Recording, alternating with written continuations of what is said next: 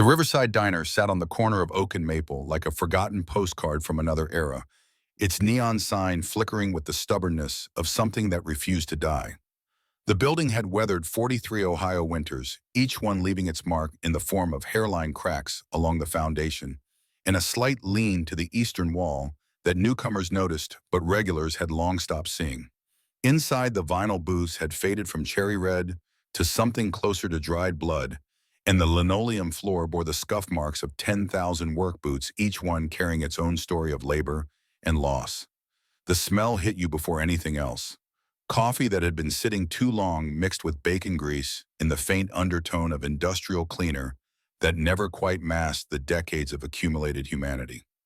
It was the kind of smell that wrapped around you like an old blanket, simultaneously comforting and suffocating, depending on what you were running from. Every Friday at 7 o'clock, a man walked through the door. Thomas Hayes moved like someone carrying weight that others could not see. His shoulders, once broad and proud from years of physical work, had begun to curve inward, as though protecting something fragile in his chest. At 42, he looked older, the kind of aging that had nothing to do with years and everything to do with the way grief etches itself into the bones. His hair, once the color of rich earth, had surrendered to gray at the temples, and his eyes, a shade somewhere between storm clouds and shallow water, held the particular emptiness of a man who had stopped looking for anything.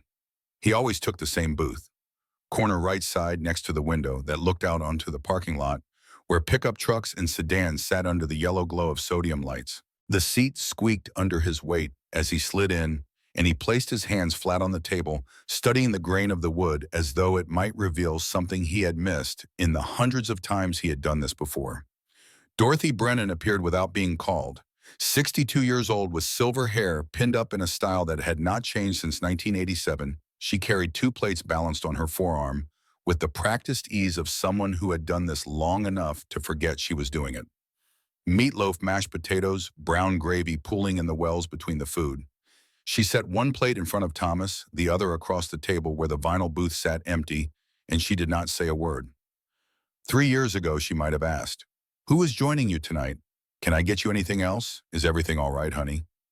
But Dorothy Brennan had learned that some silences were not meant to be broken and some rituals were not meant to be questioned. She topped off his water glass from the pitcher she carried, her eyes meeting his for just a moment long enough to confirm that he was still breathing, still present in some minimal way, and then she retreated to the counter where the coffee pots waited like sentinels. Thomas stared at the second plate. The meatloaf was already beginning to cool, the gravy developing that thin skin that meant it had been sitting too long. Steam still rose from the mashed potatoes, but it was fading wisps of warmth escaping into the stale air of the diner. He would sit like this for 45 minutes, maybe an hour. He would eat his own meal slowly, mechanically chewing, without tasting, swallowing, without satisfaction. And when he was finished, he would signal for Dorothy to box up the untouched plate, and he would carry it home, and he would throw it away. Every Friday, for 3 years, the booth held more than food. On the edge of the seat, hooked over the vinyl back, a child's backpack hung from its straps. Blue with a faded Spider-Man logo that had once been bright and proud. The fabric had worn thin in places, and one of the zippers had broken sometime in the second year, but Thomas had not repaired it. He had not moved it. He had not touched it except in brief moments when his hand would reach across the table, fingers brushing the strap the way you might touch a photograph of someone you were trying not to forget. The backpack belonged to Jamie. Jamie would have been 10 years old now, double digits the age when boys started thinking about real bikes instead of the ones with training wheels, when they developed opinions about music and started rolling their eyes at their fathers in that way that was simultaneously infuriating and hilarious. Jamie would have been in 4th grade, probably complaining about math homework, probably begging for a later bedtime, probably asking when he could finally learn to ride one of the motorcycles that his father fixed in the shop on the east side of town. But Jamie was not 10. Jamie would never be 10. Jamie had stopped at 7, frozen in time on a Wednesday afternoon in October, when a pickup truck ran a red light at 60 miles per hour, and the world split into before and after. Thomas reached across the table and touched the backpack strap. The fabric was cool under his fingers, smoother than it should have been from the thousands of times he had done this. He closed his eyes for a moment, and he could almost hear it. The voice. high and clear like a bell, always too loud for indoor spaces, always running ahead of the words themselves. Dad, I want extra gravy. You have enough gravy to swim in, buddy. But I want more. Thomas opened his eyes. The booth was empty. The plate was cold. The backpack hung silent and still. He picked up his fork and began to eat. The people of Millbrook, Ohio knew his story the way small towns know all stories, through whispers and glances, and the careful dance of not quite looking at someone when they passed on the street. They knew about Linda, his wife, who had died of breast cancer when Jamie was 5. They knew about the accident, the drunk driver who had walked away with a broken collarbone while a 7-year-old boy lay still on the pavement. They knew about the way Thomas had retreated into himself afterward, closing the expanded operations of his motorcycle shop, turning away customers who wanted to pay extra for his expertise, becoming a ghost in his own life. Some of them pitied him. These were the ones who looked at him with soft eyes and spoke in careful tones, asking how he was doing in ways that made it clear they did not actually want to know.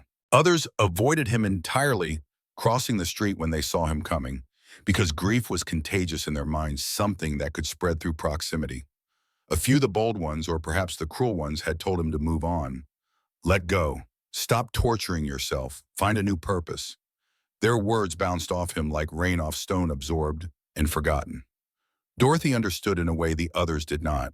She had lost her husband in Vietnam, received the telegram when she was 26 years old, and 3 months pregnant with a child who would grow up never knowing his father. She knew that grief was not something you moved on from. It was something you moved with, like a limp that became part of your walk, like a scar that faded but never disappeared.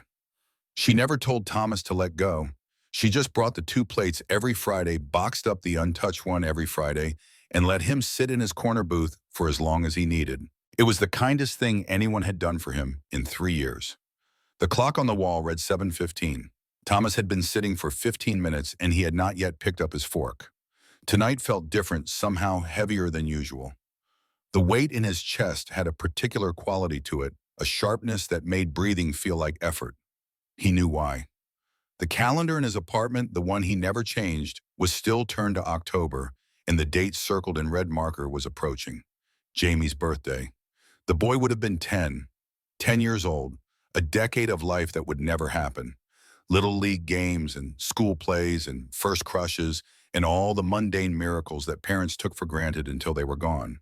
Thomas would never teach his son to drive, would never watch him graduate from anything, would never dance at his wedding or hold his grandchildren or grow old knowing that some part of him would continue after he was gone. The emptiness was absolute. It filled him like water, filling a drowning man's lungs, pressing outward against his ribs, making everything feel distant and muffled. He was here in this booth, in this diner, and he was also somewhere else entirely, somewhere that existed only in the space between heartbeats, where Jamie was still alive and Linda was still singing in the kitchen, and the world had not yet learned how to break. He reached for the backpack strap again, held it, let the fabric remind him that this was real, that it had happened, that the boy who once wore this backpack had existed and laughed and loved and been loved. The door of the diner opened. Cold air rushed in November wind that carried the bite of Lake Erie and the promise of a hard winter. Thomas did not look up. He rarely looked up when the door opened. The world came and went around him, and he existed within it without participating, a stone in a stream, watching the water flow past. But something made him raise his eyes. A woman stood near the entrance, thin and pale, in a coat that was several sizes too large for her frame. The coat looked like it belonged to a man, brown canvas worn at the elbows, buttons straining where they should not have been because they were in the wrong holes. Her hair was brown and tangled, and her face had the particular gauntness of someone who had not eaten properly in too long. She stood hesitantly, not quite inside and not quite outside, as though unsure whether she had the right to occupy this space. Behind her, half hidden by her legs, a child. Thomas's chest tightened. The boy was small, perhaps 6 years old, with dark hair that needed cutting and eyes that were too large for his thin face. He wore clothes that were dirty and wrinkled, the kind of dirty that came from wearing the same outfit for too many days in a row, and he clung to his mother's leg with both hands, fingers digging into the fabric of her coat, like he was afraid she might disappear if he let go. The boy's eyes moved around the diner, taking in the booths and the counter and the fluorescent lights, and there was something in them that Thomas recognized. Fear, hunger, the particular wariness of a child who had learned that the world was not a safe place. Dorothy emerged from behind the counter, wiping her hands on her apron, with the efficiency of someone who had seen this before and knew what to do about it. She approached the woman, and Thomas could hear the exchange even from across the room. "Can I help you?" The woman's voice was barely a whisper, roughened by exhaustion or tears or both. "We just, is it okay if we sit down for a minute, just to rest?" Dorothy's expression softened, but her posture remained firm. "This is a restaurant, honey. You need to order something if you want to sit." "I know." The woman's voice cracked on the second word. "We don't have anything right now. I'm sorry. We just—" The boy looked up at his mother, and something in his face, something in the naked hunger and fear that he could not hide, struck Thomas like a physical blow. He was on his feet before he knew he was moving. The booth squeaked as he slid out, and he was crossing the diner, his boots heavy on the worn linoleum, and the words were coming out of his mouth before he had time to think about them. "They're with me." Dorothy turned, surprise flickering across her features. In 3 years, Thomas Hayes had not spoken to another person in this diner beyond the bare minimum required to order food and pay his bill. He had not invited anyone to his booth. He had not acknowledged that other people existed except as obstacles to navigate around. The woman stared at him like he had spoken in a foreign language. Her eyes were brown, dark, and deep-set, and there were circles under them that spoke of too many sleepless nights. She looked at him with the particular suspicion of someone who had learned that kindness usually came with a price. Thomas gestured toward the booth in the corner, toward the empty seat across from where his plate sat, growing cold. "Come sit down." "We can't." The woman's hand tightened on her son's shoulder. "We don't want to bother you." "You're not." Thomas looked at the boy, and the boy looked back at him, and for a moment they existed in a space outside of time, two strangers meeting across a divide of age and circumstance. The boy's eyes moved to the second plate of food on the table, the meatloaf and mashed potatoes that no one was eating, and his expression changed in a way that Thomas recognized. Longing. The desperate, painful longing of someone who needed something they could not ask for. "Please," Thomas said, and the word came out rougher than he intended, scraped raw by 3 years of disuse. The woman hesitated for a long moment. Her eyes moved from Thomas to the booth to her son and back again, calculating something, weighing something. Then she nodded just once and guided the boy toward the corner of the diner. They slid into the booth, mother and son together on the same side, pressed close, as though there might be safety in their proximity. The boy's eyes never left the plate of food. He stared at it the way a man dying of thirst might stare at water, with a need so profound it transcended politeness. Thomas pushed the plate toward them. "Eat." The boy looked up at his mother. She nodded, her hand trembling slightly as she touched his shoulder, and the boy picked up the fork and began to eat. He ate fast, desperately shoveling food into his mouth without pausing to chew properly. The mashed potatoes disappeared in seconds, and he attacked the meatloaf with a ferocity that spoke of too many missed meals. Gravy dripped down his chin, and he wiped it away with the back of his hand, never stopping, never slowing, as though he expected the food to vanish if he did not consume it quickly enough. Thomas watched, and something shifted in his chest. Not the emptiness he had grown accustomed to. Something else. Something that had edges and weight and heat. The woman sat with her hands in her lap, fingers twisted together, her eyes fixed on the table. She was not eating, she was not moving. She was barely breathing, as though she was trying to make herself as small as possible, to take up as little space as she could manage. "You should eat something too," Thomas said. "I'm not hungry, you're shaking."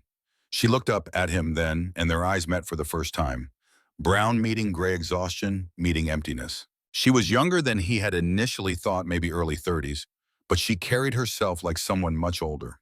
Someone who had already lived several lifetimes and was tired in a way that sleep could not fix. "We'll pay you back," she said. "I promise. When I find work." Thomas shook his head. "You don't owe me anything." Dorothy appeared beside the table, a glass of water in her hand.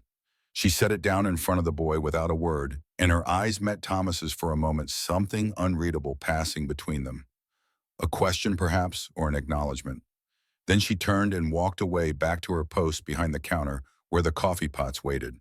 The boy slowed down as the plate emptied, his desperate hunger giving way to something closer to normal eating. When he finally set down his fork, the plate was clean scraped so thoroughly it looked like it had been washed. He looked up at Thomas with eyes that were slightly less haunted than they had been when he walked in. "Thank you." The boy's voice was small and quiet, the voice of a child who had learned to keep himself small and quiet. Thomas felt his throat tighten. The voice was high and clear the way Jamie's voice had been, and for a moment he was back in the same booth 3 years ago, watching a different boy devour a different plate of meatloaf, listening to a different voice complain that there was not enough gravy. "You're welcome," Thomas said, and the words came out thick, rough-edged. The woman extended her hand across the table, hesitant, as though she was not sure she had the right to make this gesture. "I'm Sarah, Sarah Mitchell, and this is my son, Ethan." Thomas nodded, accepting the introduction. Tom. Tom Hayes." Sarah tried to smile, but it did not reach her eyes. The expression sat on her face like something borrowed, something she had forgotten how to make genuine.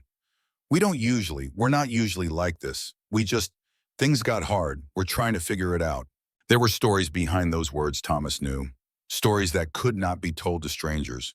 Wounds that were too fresh to expose to the cold air of a diner in a strange town. He recognized the careful way she spoke the words she chose and the words she avoided. He had spoken the same way once in the months after Linda died, when people asked how he was doing, and he had to find ways to answer that would not break him. "Where are you staying?" he asked, because it was a practical question, something that could be answered without revealing too much. Sarah's face tightened. Her hand moved to her son's shoulder, protective, automatic. "We're, we'll find somewhere." That meant nowhere. Thomas understood the language of people who had run out of options. He had spoken it himself in different ways in the dark nights when the bottle of whiskey sat on the workbench next to the loaded gun, and he had conversations with the empty air about whether there was any point in continuing. Ethan was leaning against his mother's side now, his eyes beginning to close. The food had filled his belly, and the warmth of the diner was doing what warmth does to exhausted children. His small body relaxed against Sarah, and his breathing began to slow, and in a few minutes he would be asleep. Thomas looked at the boy, looked at the way his thin fingers curled against his mother's coat, the way his face softened in approaching sleep, the way he seemed so small and so fragile, and so completely at the mercy of a world that had not been kind to him. He thought about the backpack hanging on the edge of the booth, the blue one with Spider-Man on the front. He thought about the 3 years of Friday nights, the 3 years of 2 plates of food, the 3 years of pretending that if he just kept coming back, kept ordering the second plate, kept touching the strap of the backpack, his son would somehow still be there. Maybe it was time to stop pretending. "I have a shop," Thomas said. "I fix motorcycles. There's a small room in the back. Not much, but it's dry and it's warm. You can stay there tonight." Sarah's eyes went wide. The suggestion seemed to catch her completely off guard, and for a moment she just stared at him, her mouth slightly open, her hands frozen on her son's shoulder.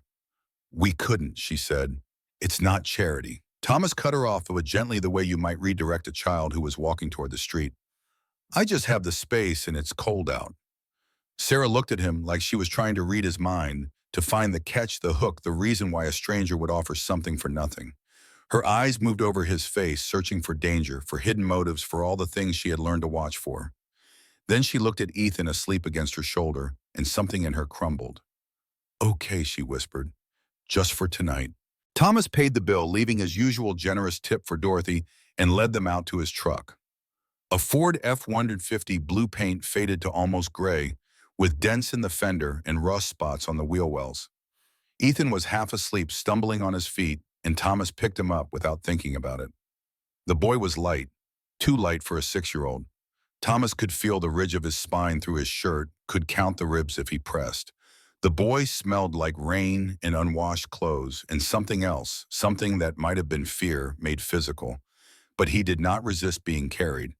He just tucked his head against Thomas's shoulder and let himself be held, and Thomas felt the weight of him like something precious and terrifying. Sarah climbed into the passenger seat, and they drove in silence through the empty streets of Millbrook. The town was quiet at this hour. Most of the shops closed, most of the houses dark except for the blue flicker of television screens behind curtained windows. Street lights cast pools of yellow on the pavement, and the truck's headlights carved a path through the darkness ahead. The shop was only 10 minutes from the diner, a squat brick building on the east side of town with a metal garage door and a faded sign that read Hayes Motors. Thomas pulled up to the side entrance, killed the engine, and sat for a moment in the sudden silence. Inside the shop smelled like oil and metal and old concrete. The familiar scents wrapped around Thomas like a second skin as he led them past the motorcycles in various states of repair, past the tool benches and the air compressor and the lift that his father had installed 30 years ago. The narrow hallway in the back led to a small room that he used for storage and occasional naps when he was working late. The room was not much. A cot with a thin mattress, a space heater that rattled when it ran a pile of blankets that were clean but old, a small sink in the corner, a single window that looked out on the empty lot behind the building. It was cold, but the space heater would fix that. It was Spartan, but it was dry, and it was safe, and it was four walls and a door that locked. Thomas set Ethan down on the cot.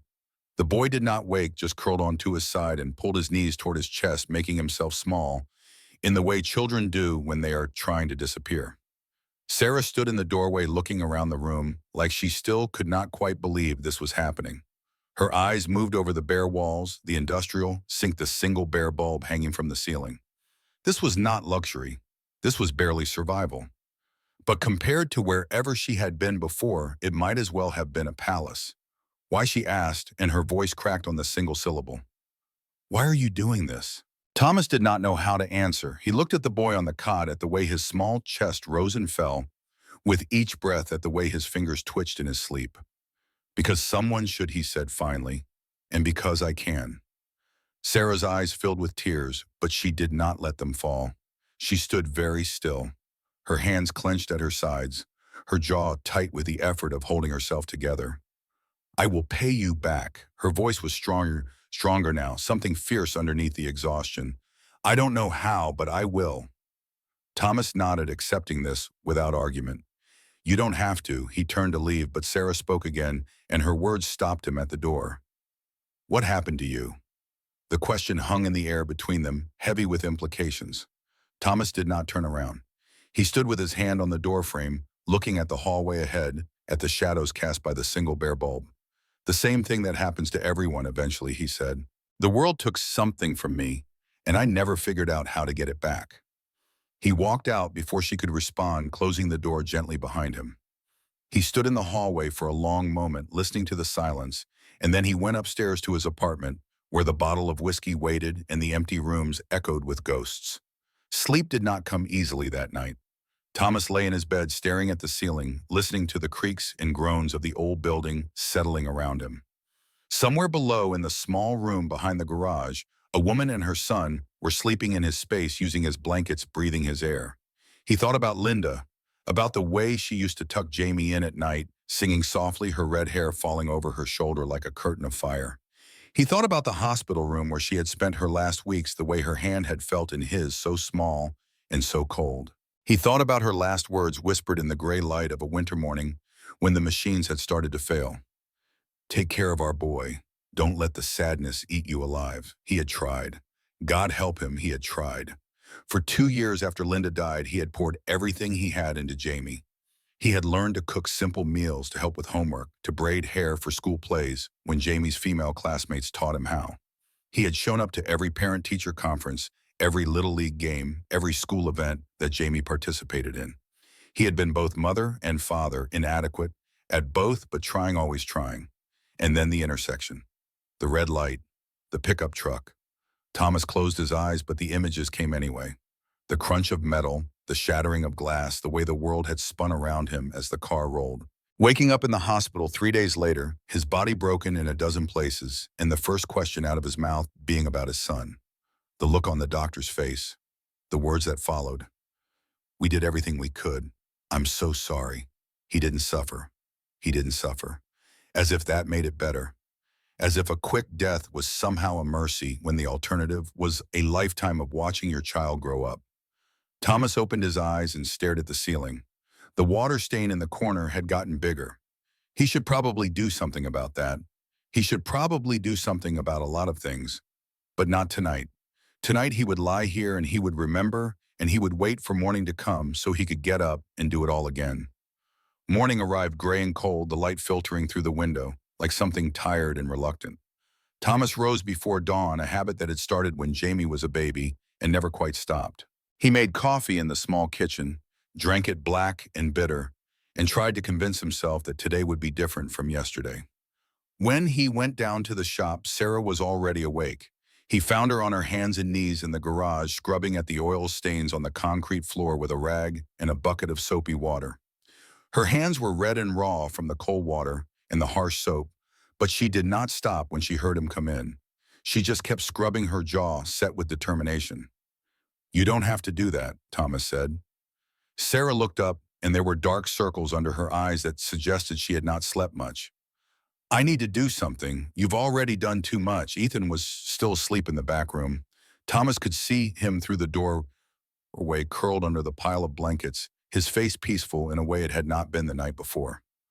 "You looking for work?" Thomas asked. Sarah stood up, wiping her hands on her jeans. "I'll take anything." Thomas made a call. Dorothy had been complaining for months about needing help in the kitchen, someone to wash dishes and prep vegetables and do the 100 small tasks that kept a diner running.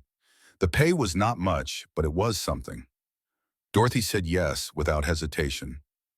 There was something in her voice that Thomas recognized, the particular warmth of someone who had been helped once and never forgot the debt. Sarah would start the next day. "Just until I get back on my feet," Sarah said when Thomas told her. A week, maybe two. But a week became two, and two became a month, and Sarah and Ethan became part of the rhythm of Thomas's life in ways he had not expected. Ethan would sit in the corner of the shop after school doing homework on an overturned crate while Thomas worked on engines. The boy was quiet at first, watching with wide eyes as Thomas disassembled carburetors and replaced spark plugs and performed the 100 small surgeries that kept machines alive. He did not ask questions, did not speak unless spoken to, and Thomas understood that this was the behavior of a child who had learned that silence was safety. But slowly, as the days passed and nothing bad happened, Ethan began to open up. The questions started small, hesitant, offered like gifts that might be refused. "What's that thing?" "It's a carburetor. It mixes fuel and air so the engine can run." "How does it work?"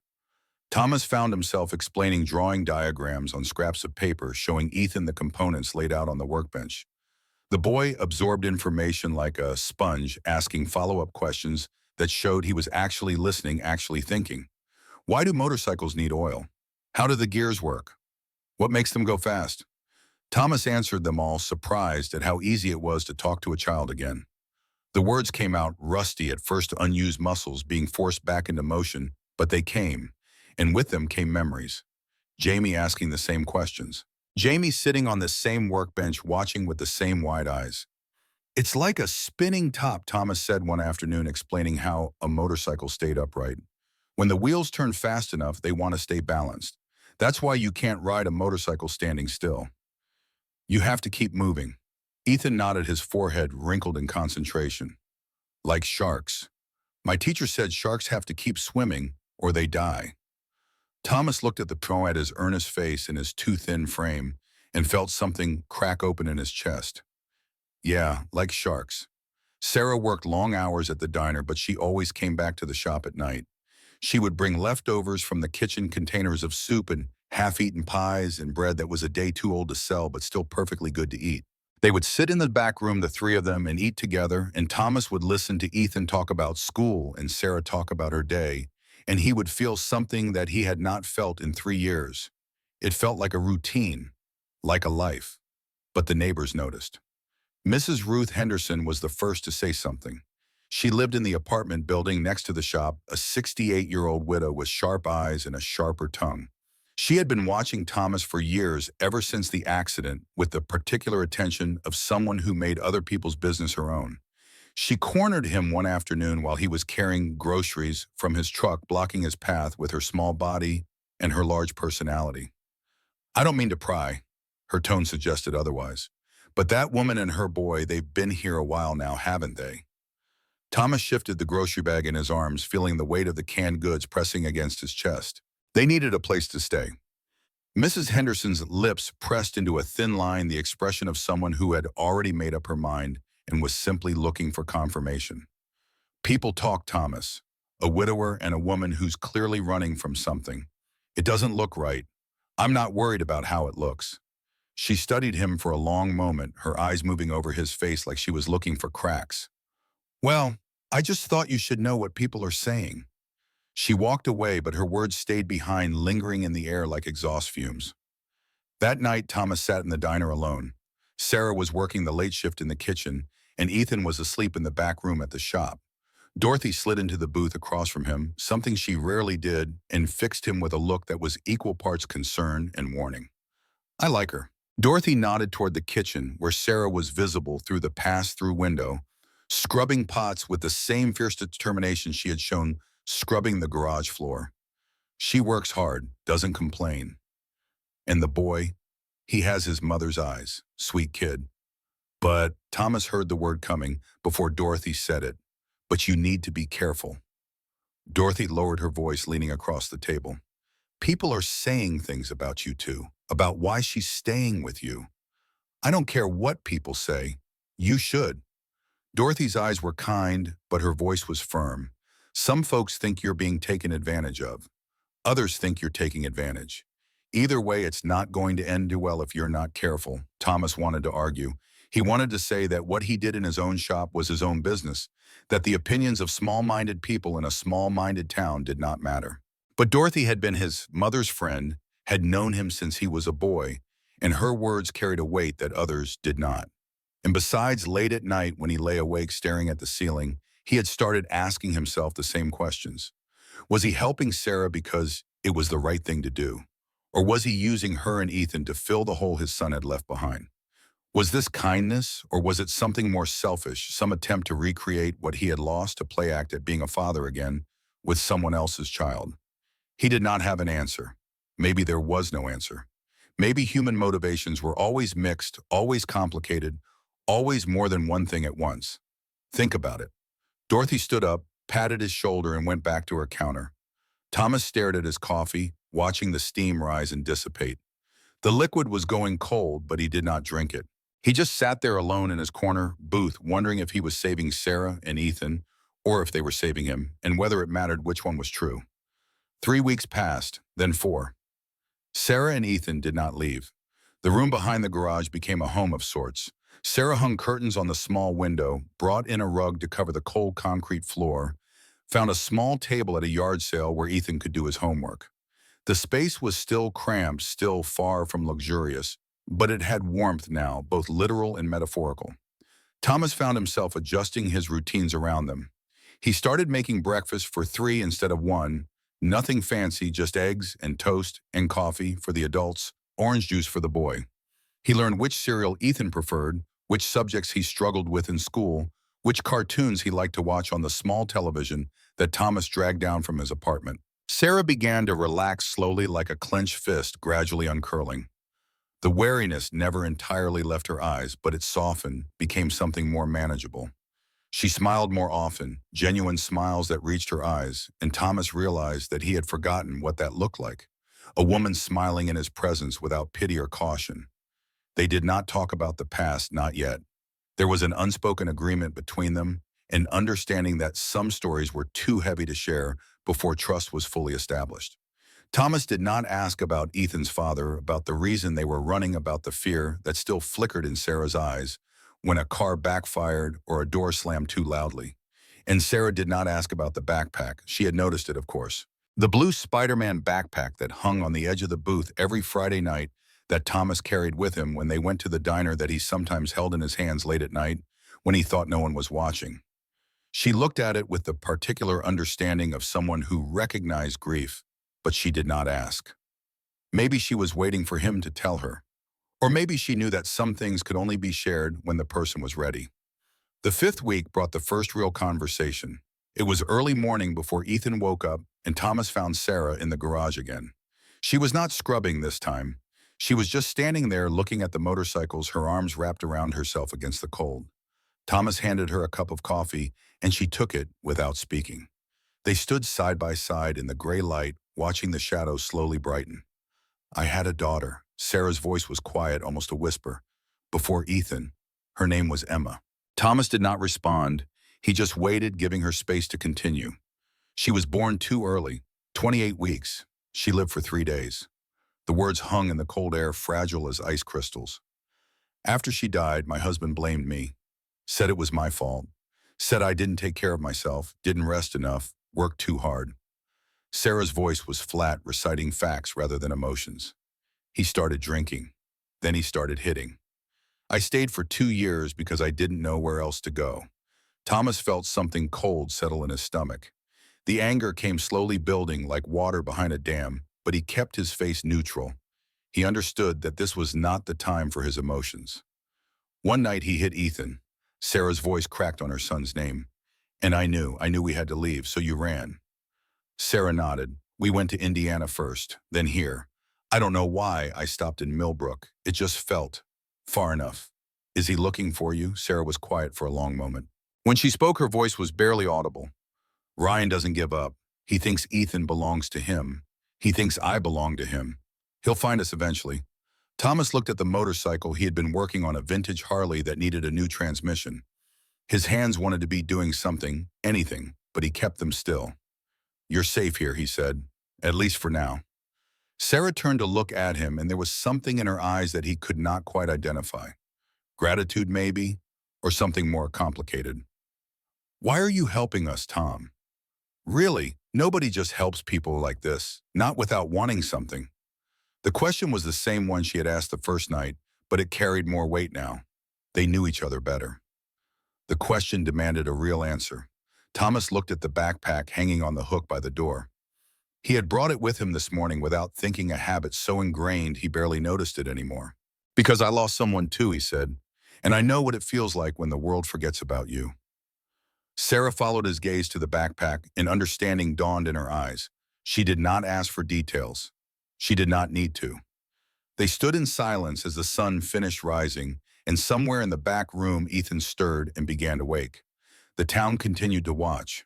Thomas noticed it in small ways. The glances that lingered a moment too long. The conversations that stopped when he walked into a room. The way certain customers at the shop seemed to find excuses to come by more often, their eyes wandering toward the back room, where they knew Sarah and Ethan were living. One of his regulars, a man named Pete, who brought his vintage Indian motorcycle in for tuning every few months, was the first to say something directly. Heard you got a woman and kids staying with you. Pete's voice was casual, but his eyes were sharp. Taking in strays now, Tom. Just helping someone out. Pete nodded slowly, turning a wrench in his hands. People are talking, saying she's using you. Pretty young thing like that, single guy with a business. She's not using me, if you say so. Pete set the wrench down. I'm just saying, be careful. A lot of folks in this town remember what you went through. They don't want to see you get hurt again. Thomas understood what Pete was really saying. He understood that the concern was genuine, even if the expression of it was clumsy. People in Millbrook had watched him collapse after Jamie's death. They had watched him withdraw from the world, become a ghost in his own life. They were worried that he was setting himself up for another fall. He appreciated the concern. He just wished they would express it by minding their own business. The worst of it came from Mrs. Henderson, of course. She had taken it upon herself to become the unofficial guardian of Thomas's reputation, which meant spreading rumors while pretending to be fighting against them. I'm not one to gossip, she would say to anyone who would listen, but have you seen the way he looks at her? And that boy, he's calling him uncle now. It's just not natural, a man his age taking in a strange woman with a child. There must be something going on. Sarah heard about the rumors eventually. Thomas saw it in her face when she came home from work one evening, the way her jaw was tight and her eyes were red-rimmed. They're saying things about you, about us. Her voice was quiet, but there was anger underneath it. At the diner, some of the customers. I know. You should ask us to leave. Sarah crossed her arms, a defensive gesture. We're making your life harder. You don't need this. Thomas put down the crescent wrench he had been holding, giving her his full attention. Is that what you want? To leave? No. The word came out quickly, almost involuntarily. But I don't want to ruin your life either. You've done so much for us. If people are going to talk, let them talk. Sarah stared at him. It's not that simple. It is. Thomas turned back to the motorcycle, picking up the wrench again. Small towns always talk. It's what they do. If they weren't talking about you, they'd be talking about someone else. The only question is whether you let it change what you do. Sarah was silent for a long moment. Then she let out a breath, something that was almost a laugh, but not quite. "You're not what I expected," she said. "What did you expect?" "I don't know. Someone who wanted something from me. Someone with an angle." Thomas tightened a bolt, feeling the metal yield under his hands. "Everyone has an angle. Mine is just more honest than most." "What's your angle?" He stopped working, looked at her. For the first time since she had arrived, he told her the truth. "My son would have been 10 years old this year. He died 3 years ago. And every day since then, I've been trying to figure out how to keep living in a world where he doesn't exist. When you and Ethan walked into that diner, I saw a chance to matter to someone again, to be useful, to feel like I was doing something other than waiting to die." Sarah's eyes filled with tears, but she did not look away. "I didn't give you a place to stay out of charity," Thomas continued. "I did it because I needed you as much as you needed me. Maybe more." The silence stretched between them, heavy with unspoken things. Then Sarah crossed the distance, wrapped her arms around him, and held on. It was not romantic. It was not about desire or attraction or any of the things the town's gossips were whispering about.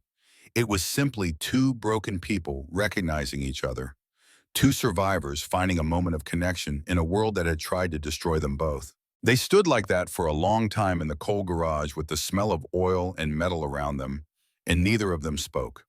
The weeks continued to pass. October became November, and the cold settled in for its long stay. Thomas found himself changing in ways he did not entirely understand. He smiled more often. He ate proper meals instead of whatever was convenient. He started sleeping through the night, something he had not done consistently since the accident. Ethan had started calling him Uncle Tom, a name that had begun as a joke but had stuck. The boy would run to him after school, backpack bouncing full of stories about his day. He would sit on the workbench and chatter while Thomas worked, filling the silence with questions and observations and the endless stream of consciousness that characterized children everywhere. "You know what I learned today, Uncle Tom? I learned that octopuses have 3 hearts. 3. Can you believe it? Why do they need 3 hearts? Do motorcycles have hearts? What's the engine like a heart?" Thomas would answer as best he could, often making things up when he did not know, and Ethan would nod seriously as though receiving wisdom from an oracle. Sarah noticed the changes. She mentioned it one evening when Ethan was already asleep and they were sitting in the small room with cups of tea that had long since gone cold. "You're different than when we first met." Thomas considered this. "Different how?" "You laughed today. When Ethan told that joke about the elephant, you actually laughed it." He thought about it. He had laughed, hadn't he? A real laugh, not the hollow performance he had been giving for 3 years. The sound had surprised him when it came out unfamiliar in his own throat. "I guess I did." Sarah reached across the small table, placed her hand on his. It was a simple gesture, uncomplicated. "When we first came here, I was afraid of you. Did you know that?" "Afraid. Not of you specifically. Of what you might want. Of what I might have to give to keep us safe." Her fingers tightened on his. "But you never asked for anything. You just helped. That's what you do," Thomas said. "When someone needs help." "No," Sarah shook her head. "That's what good people do. And there aren't as many of those as you might think." They sat in comfortable silence, and Thomas thought about his father. About the way the old man had built this shop from nothing, working 18-hour days, until his hands were cracked and bleeding, all so his son could have something to inherit. About the way he had died in the same building, a heart attack at 62, gone before Thomas could say goodbye. "Hayes men don't quit," his father used to say.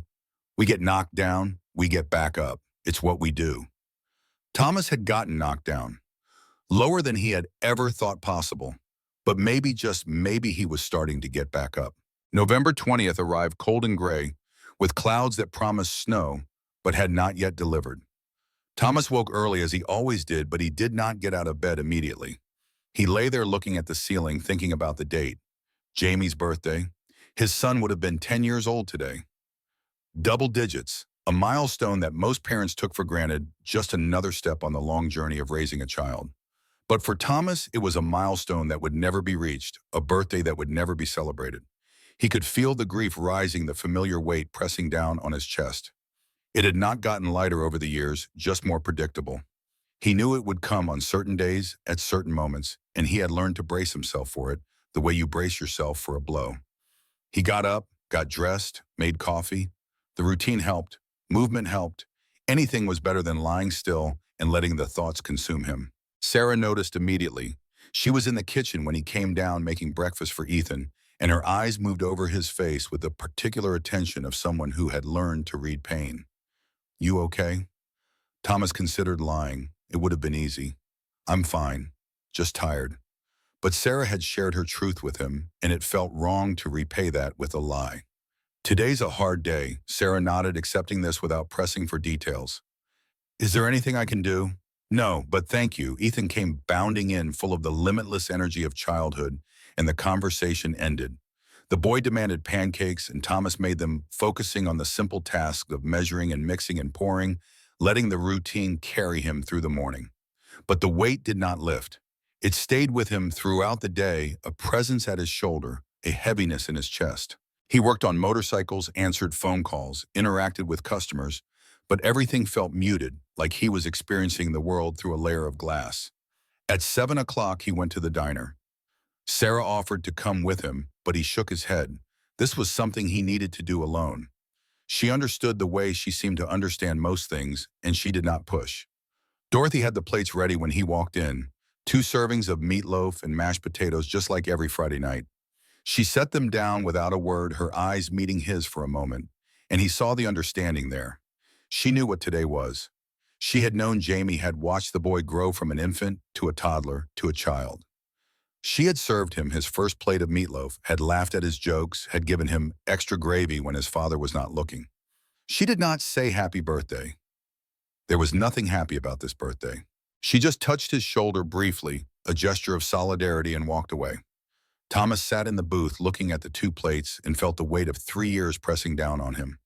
The backpack hung on its hook, blue and faded. Thomas reached out and touched the strap, running his fingers over the fabric that his son had touched 1,000 times. "Happy birthday, buddy," he whispered. "I miss you." The plate across from him sat untouched, the meatloaf growing cold, the gravy developing its skin. It was a plate for a ghost, an offering to someone who would never eat it. But tonight, for some reason, it felt different. The emptiness was still there. The grief was still there, but there was something else too. Something that had not been there before. Thomas thought about Ethan, about the way the boy laughed, the way he asked questions, the way he had started to fill some of the silence in Thomas's life. He thought about Sarah, about the strength it took to run from everything you knew, to start over in a strange town with nothing but your child and your determination. He was not replacing Jamie. He knew that. Nothing could replace Jamie. The boy he had lost would always be lost, would always be the empty plate at the table, the backpack on the hook, the birthday that would never be celebrated. But maybe that was not the only story. Maybe there was room for another story running alongside the first one. A story about helping someone else, about finding purpose in something outside of grief, about learning to live again, not despite the loss, but with it. Thomas ate his meal slowly, methodically. When he was finished, he did something he had never done before. He ate the second plate too. The meatloaf was cold by then, the potatoes congealed, but he ate every bite. It felt like something, though he could not have said what. An acknowledgement maybe, a letting go. Or perhaps just a recognition that wasted food helped no one, living or dead. When Dorothy came to collect the empty plates, she stopped short. She looked at the table, at the 2 clean plates, at Thomas. "Well," her voice was soft. "That's new." Thomas nodded. He did not trust himself to speak. Dorothy collected the plates, stacked them on her arm, and paused before walking away. "Jamie would be proud of you," she said, "for helping that woman and her boy. He had a good heart, just like his father." Then she was gone, and Thomas was alone with the empty table and the backpack and the weight of everything he had lost. But the weight felt different now. Not lighter exactly, but more bearable. Like he had finally figured out the right way to carry it. He left a larger tip than usual and walked out into the cold November night. The shop was quiet when he returned. Sarah was reading in the small room, and Ethan was asleep, his small face peaceful in the dim light. Thomas stood in the doorway for a moment, watching them. 2 people he had not known 2 months ago, now inexplicably at the center of his life.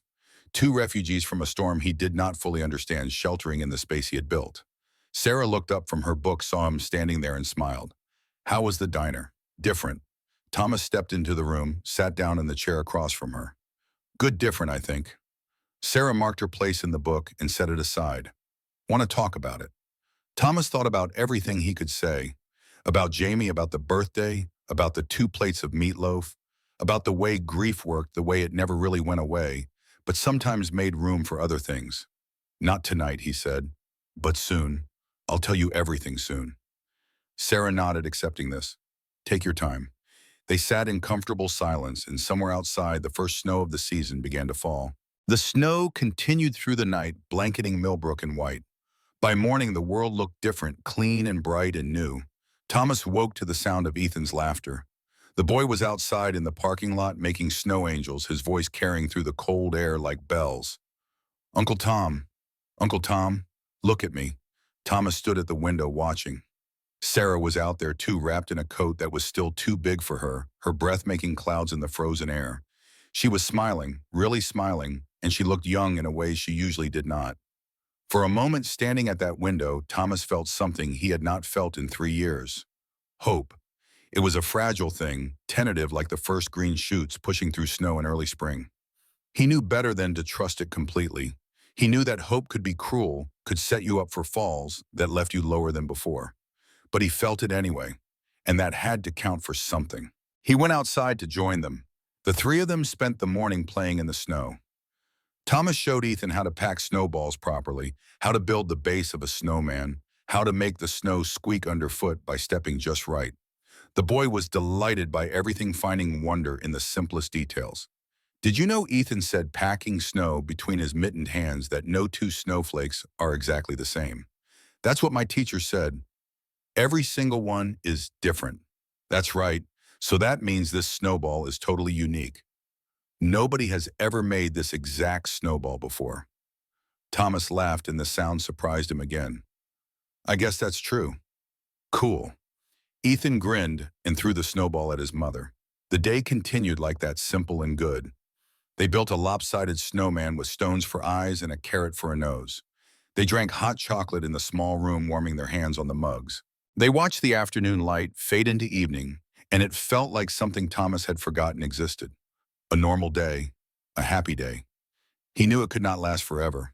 He knew that Ryan was still out there somewhere, that Sarah's past had not disappeared just because she had run from it. He knew that the town's whispers had not stopped, that Mrs. Henderson was probably watching from her window right now, adding this scene to her catalog of suspicions.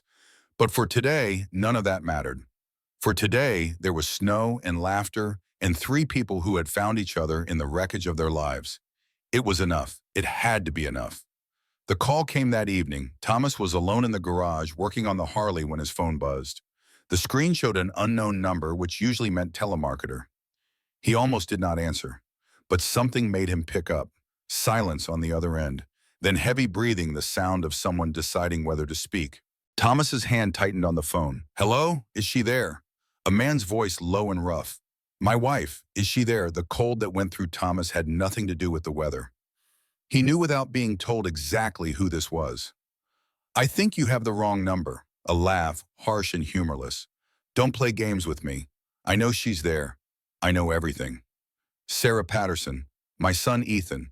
Someone told me they're staying with some mechanic in a hick town in Ohio. Thomas's mind raced. How? How had he found them? Sarah had been so careful, had paid cash for everything, had not used credit cards, or given her real name. How? I don't know what you're talking about. Another laugh. Sure you don't. Look, I'm going to make this simple. She's my wife. He's my son. They belong to me, and I'm coming to get what's mine. The line went dead. Thomas stood frozen, the phone still pressed to his ear. The garage suddenly felt very cold, and the snow falling outside the window looked less like magic and more like a curtain hiding whatever was approaching. He walked to the back room. Sarah was sitting on the bed reading to Ethan, her voice soft and melodic. She looked up when he appeared in the doorway, and her face changed when she saw his expression. What's wrong? Thomas closed the door behind him. Ethan looked up from the book, sensing the shift in the atmosphere, his small face suddenly wary. Ethan, Thomas said, keeping his voice calm, can you go get your coloring book from the main room? I need to talk to your mom for a minute. The boy looked at his mother, who nodded. He slid off the bed and slipped past Thomas, and when he was gone, Thomas closed the door again.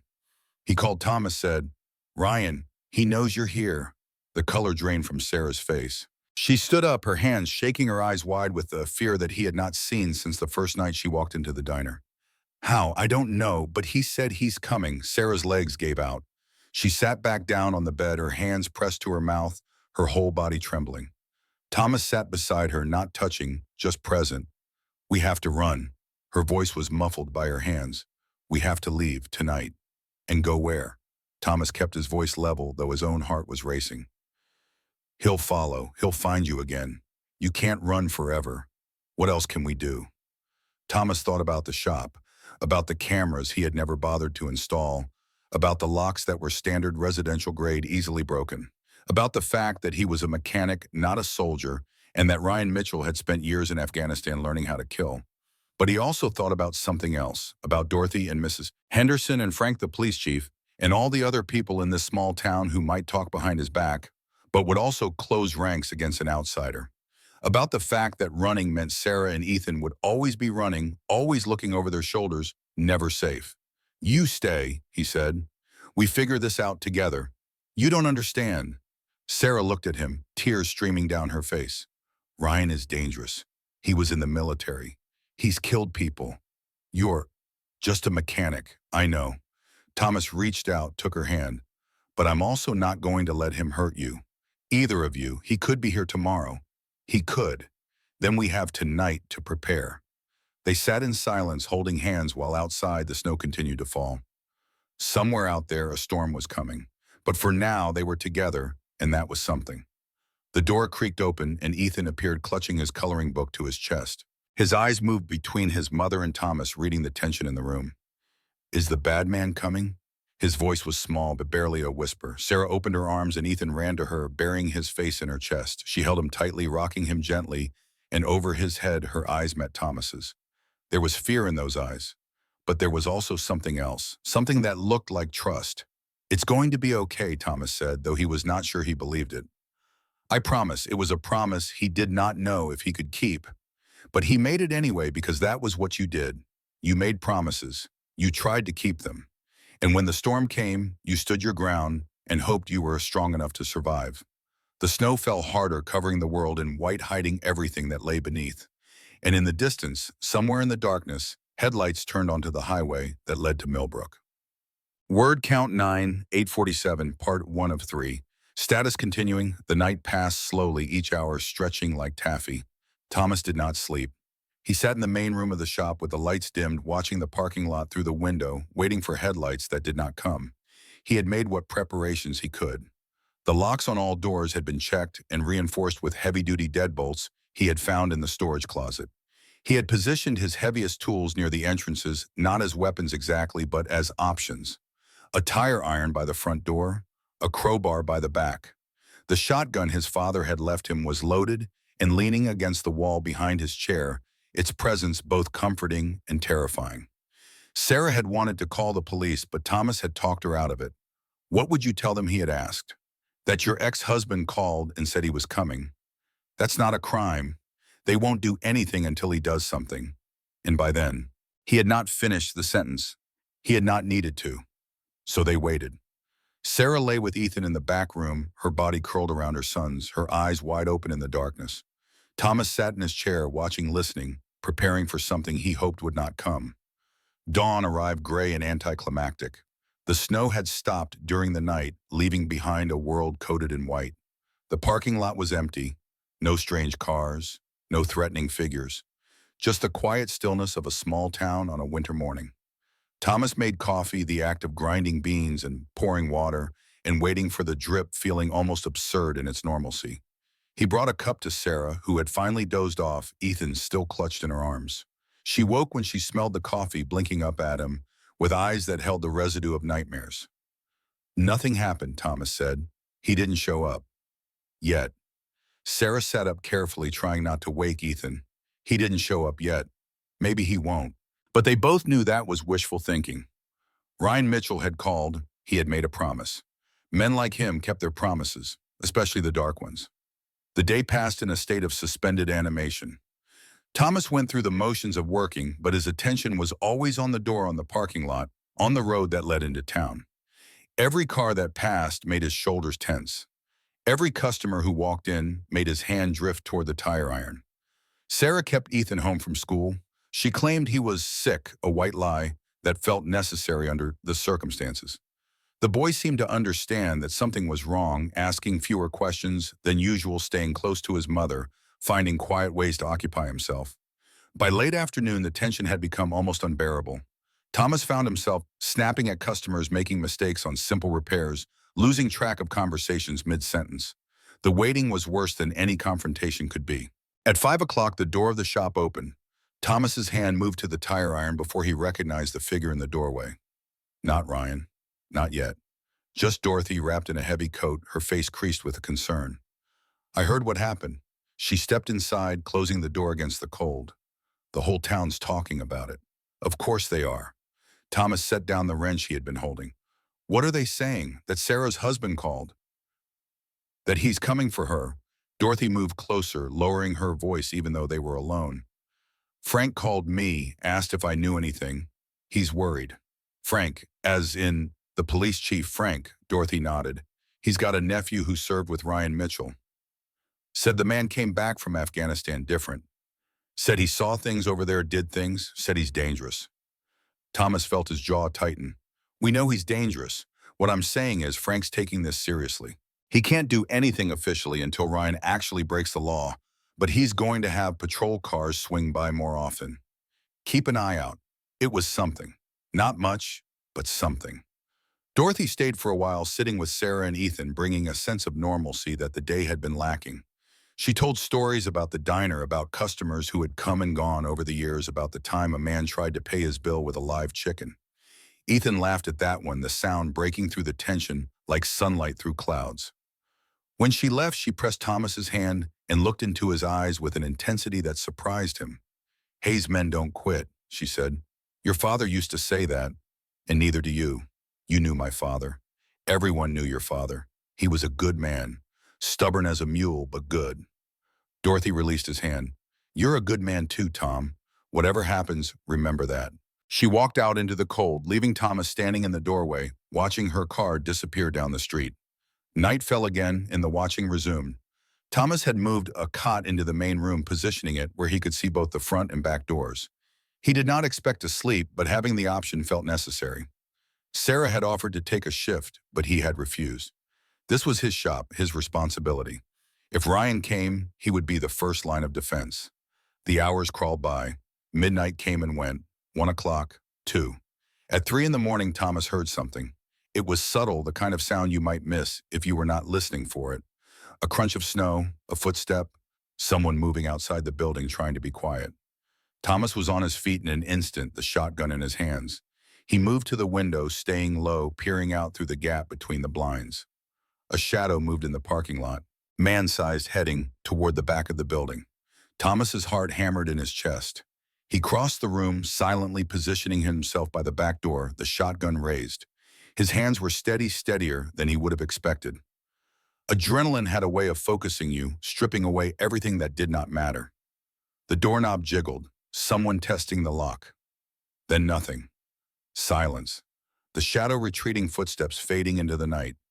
Thomas stood frozen for a long moment, waiting for the return. It did not come. Eventually he lowered the shotgun, his arms aching from holding it raised for so long. He had been here. Ryan had been here, testing the defenses, learning the layout. He had not come in, but he had let them know he could. A message, a promise of what was to come. Thomas did not sleep at all that night. When dawn came, he made coffee with hands that trembled slightly, and he did not tell Sarah what had happened. Not yet. Not until he had a plan. The days that followed took on a rhythm of fear and waiting. Thomas contacted a security company about installing cameras, but they could not come until the following week.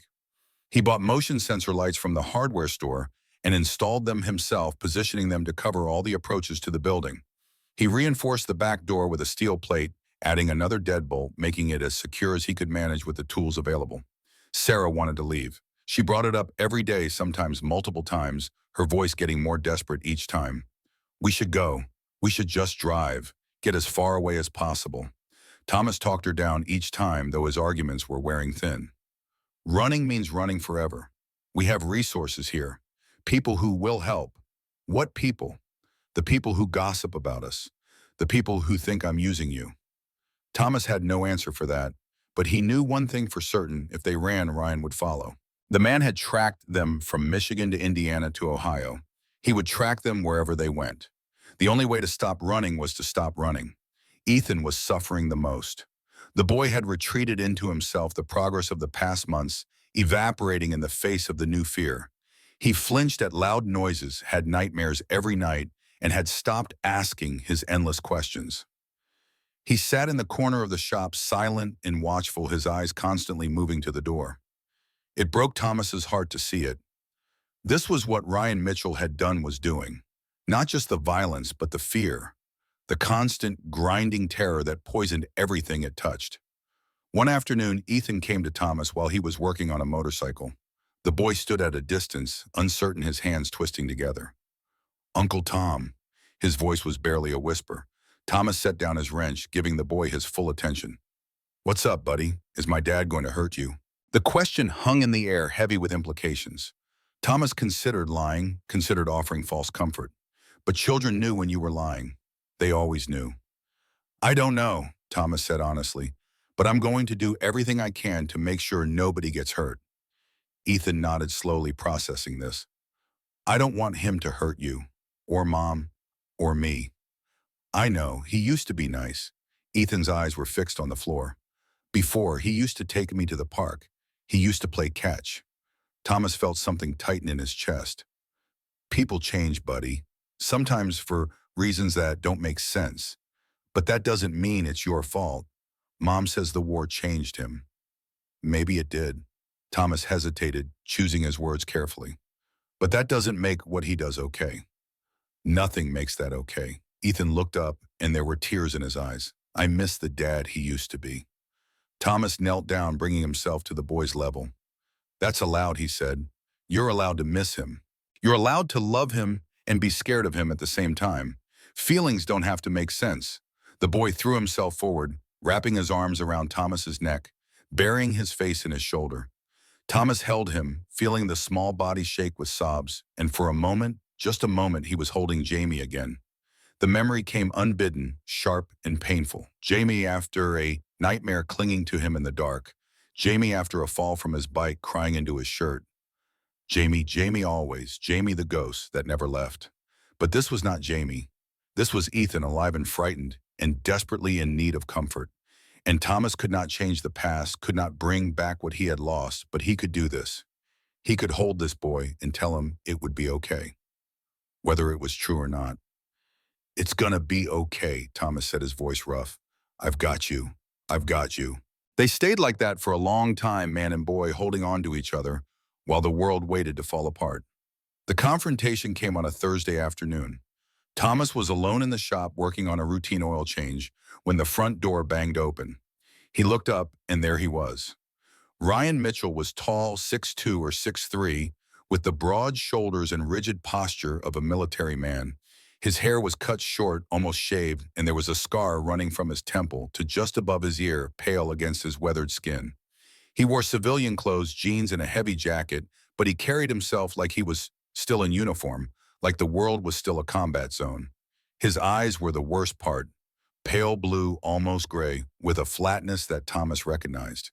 He had seen that look in the mirror for 3 years. The look of someone who had seen too much, lost too much, and no longer knew how to feel anything. "You're the mechanic." Ryan's voice was flat, without inflection. He did not phrase it as a question. Thomas stood slowly, his hand drifting toward the wrench on the workbench. Not subtle enough to hide the movement, but not aggressive either. "Can I help you?" Ryan's lips curved into something that was not quite a smile. "You can tell me where my wife is. I don't know what you're talking about." Ryan took a step forward. His movement was controlled, economical, the kind of movement that came from training. Every step was measured, every action deliberate. "Sarah Mitchell, my wife. She's been staying here. Don't try to deny it. I've been watching." Thomas felt the cold wash through him. Watching. Ryan had been watching. For how long? What had he seen? "If she was here," Thomas said carefully, "I don't think she'd want to see you. That's not her decision to make." Ryan's voice hardened. She's my wife. Ethan is my son. They belong to me. People don't belong to anyone. Something flickered in Ryan's eyes. Something dangerous. You don't know anything about me, about us, about what we've been through. I know you hit her. Thomas's voice was steady, though his heart was hammering. I know you hit your son. The words landed like a slap. Ryan's jaw tightened, and for a moment Thomas thought the man was going to attack. The air between them crackled with potential violence. Then Ryan laughed. It was a harsh, ugly sound. She told you that, did she? Ryan shook his head slowly. She always was good at playing the victim. Poor Sarah, so fragile, so helpless. Did she tell you about Emma? About how she killed our daughter? Thomas blinked. What? Emma? Ryan's voice was low and tense. Our first child, born too early, died after 3 days because Sarah couldn't take care of herself, couldn't do the one thing she was supposed to do. That's not. You don't know. The flatness had left Ryan's voice replaced by something raw and bleeding. You don't know what it's like, watching your child die, holding her in your hands while she takes her last breath, and knowing that it didn't have to happen. That if your wife had just rested more stressed, less done what the doctor said. I know what it's like to lose a child. The words came out before Thomas could stop them. Ryan froze, something shifting in his expression. What? Thomas reached into his pocket, pulled out his wallet. Inside was a photograph worn at the edges from years of handling. Jamie at 6, grinning at the camera, missing 2 front teeth. My son. Thomas held up the photo. Jamie. He died 3 years ago. Drunk driver ran a red light. Ryan stared at the photograph. For a long moment, neither man spoke. Then Ryan said, I'm sorry. And for that moment, just that moment, he sounded like he meant it. It doesn't excuse what you did. Thomas put the photograph away. Losing a child is hell, I know that. But you can't take that hell and pour it onto other people. You don't understand. I do understand. That's the problem. I understand exactly what you're going through. The guilt, the rage, the feeling like the world has ended and everyone else is just going on like nothing happened. Thomas took a step forward. But I didn't hit anyone. I didn't terrorize my family. I turned it inward. And yeah, I almost destroyed myself. But I didn't destroy anyone else. Ryan's hands clenched into fists. The dangerous tension was back, coiling in the air between them. She's my wife, Ryan said through gritted teeth. He's my son. You have no right to keep them from me. They came to me. Thomas held his ground. They were hungry and scared and had nowhere else to go. I didn't take them. They ran from you. She had no right. She had every right. Thomas's voice rose. You don't get to own people. You don't get to hurt people and expect them to stay. That's not how it works. For a moment, Ryan looked like he might attack. His body was coiled, ready, every muscle tense for violence. Thomas braced himself, knowing he would lose this fight, knowing that Ryan had years of combat training and he had nothing but a wrench and desperation. But the attack did not come. Instead, Ryan took a step back, his hands unclenched. Something in his face shifted, not softening exactly, but retreating behind that flat mask again. This isn't over. His voice was quiet now, controlled. I'll be back. And next time I won't just talk. He turned and walked out, leaving the door swinging open behind him. Thomas stood frozen for a long moment, his heart pounding, his hands shaking. Then he grabbed his phone and called the police. Frank arrived within 20 minutes, accompanied by 2 deputies. Thomas told them everything, the phone call, the footsteps in the night, the confrontation. Frank took notes, asked questions, looked increasingly concerned. We can increase patrols, Frank said when Thomas was finished, but I can't arrest him for a conversation. He hasn't broken any laws yet. Yet? I know. Frank's face was grim. But that's how it works. We have to wait for him to make a move. And what if his move is hurting someone? Then you call us, immediately, and you hope we get there in time. It was not reassuring. It was not meant to be. After the police left, Thomas told Sarah what had happened. He watched her face cycle through emotions, fear, anger, despair, and finally a strange kind of resignation. I should have known. Her voice was flat. Running never works. He always finds me. We're not running. Then what are we doing? Thomas looked at her, at this woman who had walked into his life 2 months ago and somehow become essential to it. At the mother who had sacrificed everything to protect her son. at the survivor who kept getting up no matter how many times the world knocked her down. "We're fighting," he said, "in whatever way we can. We're not giving up." Sarah's eyes filled with tears. "Why? Why do you care so much? We're nothing to you. Just strangers who showed up one day." Thomas thought about how to answer. He thought about Jamie, about the empty plate at the diner, about the 3 years he had spent waiting to die without having the courage to actually do it. "Because you saved me," he said finally. "You and Ethan. You walked into that diner and you reminded me that there's still a reason to keep going. That's not nothing. That's everything." Sarah stared at him for a long moment. Then she crossed the distance between them and wrapped her arms around him, holding on like he was the only solid thing in a world that was crumbling. They stood like that, two broken people clinging to each other, while outside the window, the last light of day faded into darkness. The weeks that followed were a siege. Ryan did not attack directly, but he made his presence known. His truck would be parked across the street watching. He would show up at the grocery store when Sarah was shopping, standing a few aisles away, not speaking, just watching. He would call the shop at random hours, saying nothing, just breathing into the phone until Thomas hung up. It was psychological warfare, and it was effective. Sarah stopped going out alone. Ethan stopped going to school entirely, his education continuing through books that Thomas bought and lessons that Sarah improvised. The shop's business dropped as word spread about the situation, some customers not wanting to get involved, others actively avoiding the drama. Thomas filed for a restraining order. The process was slow, bureaucratic, full of paperwork and waiting and court dates that stretched into the future. In the meantime, Ryan continued his campaign of terror, always careful to stay just within the bounds of the law. Mrs. Henderson surprisingly became an ally. Whatever her opinions about the propriety of Sarah living at the shop, she had even stronger opinions about men who terrorized women and children. She kept watch from her window, noting every time Ryan's truck appeared, documenting license plates and times and behaviors. She became an unofficial sentry, and her reports to the police added to the growing file. Dorothy brought food from the diner, refused payment, and stayed to talk on the slow afternoons.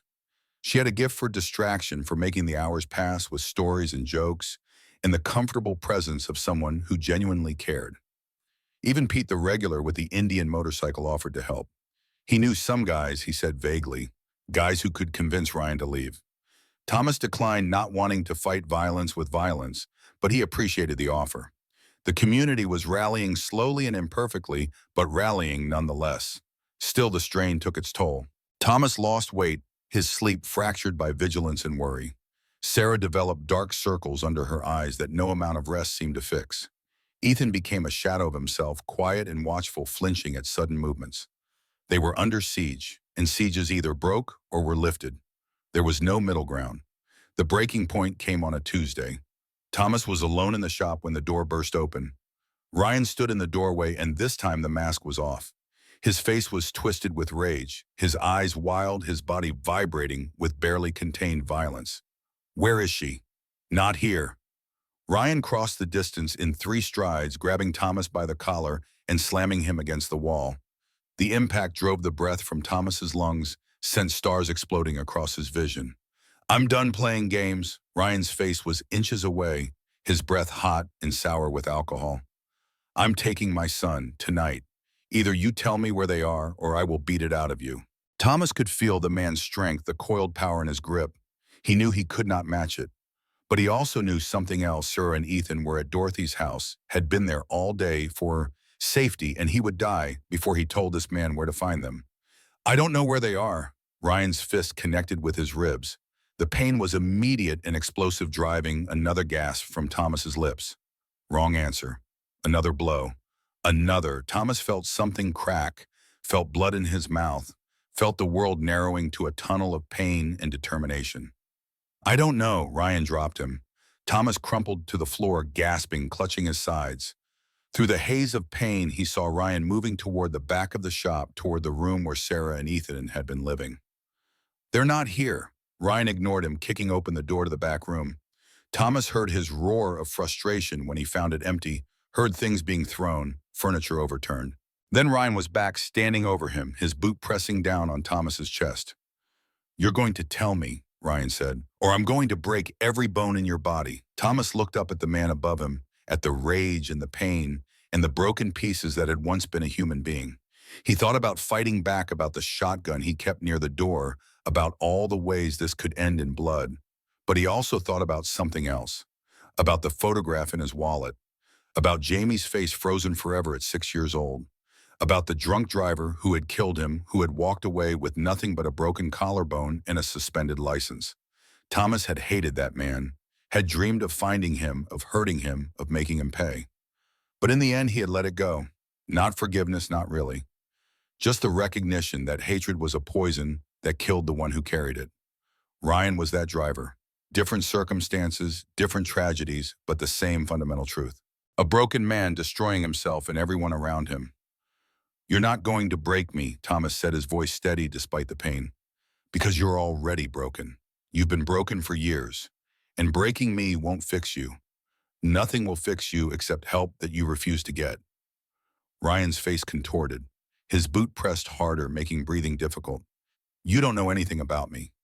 I know you lost a daughter." Thomas gasped for air. "I know it destroyed you. I know you blamed Sarah because it was easier than blaming the universe. And I know that every time you hurt someone, you're trying to make the pain stop, but it doesn't stop. It never stops. Not like that. Shut up. I lost my son." Thomas's voice cracked. 3 years ago. And I wanted to hurt people. I wanted the world to burn because how dare it keep existing when my boy was gone. Ryan's boot lifted slightly. He was listening. But hurting people doesn't bring them back. Thomas struggled to sit up, every movement sending fresh waves of pain through his body. "It just makes more broken people. More lost children. More grief. You want to honor Emma's memory. Then be the father Ethan needs. Not this. This isn't who you were. This isn't who you have to be." Silence. Ryan stood over him, chest heaving, fists clenched. The rage was still there, but something else was fighting it now. Something that might have been recognition. Then the door burst open. Sarah stood in the doorway, Ethan behind her. Her face was pale, her eyes wild, and in her hands was the shotgun that Thomas kept by the door. "Get away from him." Her voice was steady, steadier than it had any right to be. She held the shotgun like someone who had never held one before, awkward and uncertain. But her finger was on the trigger, and her eyes were fixed on her husband. Ryan turned slowly. His hands came up, palms out. "Sarah, I called the police. They're on their way." Sarah's voice shook, but she did not lower the weapon. "It's over, Ryan. It's over." For a moment, the world held its breath. 3 broken people suspended in a tableau of violence and fear. A man who had lost himself to rage. A woman who had finally found the courage to fight back. And between them, a child watching everything, learning everything, his future hanging in the balance. Then Ryan Mitchell did something no one expected. He sat down on the floor, he put his head in his hands, and he began to cry. The police arrived 8 minutes later. They found Ryan still sitting on the floor, Sarah still holding the shotgun, Thomas still bleeding on the ground. The scene was chaotic, confusing, difficult to process. They arrested Ryan for assault and battery. He did not resist. He did not speak. He just let them handcuff him and lead him to the patrol car, his face blank, his eyes empty. Thomas was taken to the hospital where they diagnosed 2 cracked ribs, a concussion, and multiple contusions. He would heal. The body always healed given time. Sarah sat by his bed in the emergency room, Ethan asleep in the chair beside her, and held his hand. "You could have died. I didn't. Why didn't you fight back?" Thomas considered the question. "Because fighting wouldn't have changed anything. He was going to hurt me whether I resisted or not. The only thing I could control was what I said. And sometimes words matter more than fists." Sarah's eyes filled with tears. "What you said to him? About Emma? About being broken?" Thomas squeezed her hand. "It was true, all of it. He's not a monster. He's a man who went through hell and never found his way back. That doesn't excuse what he did, but it might explain it. What happens now? Now we wait. The legal system will do what it does. And maybe if he gets the help he needs, he can become something other than what he's been." "Do you really believe that?" Thomas thought about it, about Ryan's face when he talked about Emma, about the tears at the end, about the broken man underneath the violence. I believe people can change, he said. Whether they choose to is another matter. Sarah was quiet for a long time. Then she said, I'm tired. I'm so tired of being afraid. I know. When will it be over? Thomas looked at her at the exhaustion and the hope and the fragile strength in her eyes. I don't know, he said honestly. But whatever comes next, you won't face it alone. Sarah leaned forward, resting her head on his chest, careful of his injuries. They stayed like that, two survivors holding on to each other, while the hospital moved around them with its own rhythm of crisis and recovery. And somewhere in the back of Thomas's mind, a thought crystallized. For the first time in 3 years, he had a reason to keep living. A reason beyond grief and guilt and the weight of everything he had lost. A reason that had names and faces and a future that was not yet written. Sarah, Ethan, the strange broken family that had formed in the wreckage of their lives. It was not what he had expected. It was not what he had wanted. But it was what he had. And maybe, just maybe, it was enough. The winter continued outside the hospital windows, snow falling in the darkness. But inside, in the warmth and the silence, something was beginning. Not an ending, not yet, but a beginning. A fragile, uncertain, precious beginning. And that was something worth fighting for.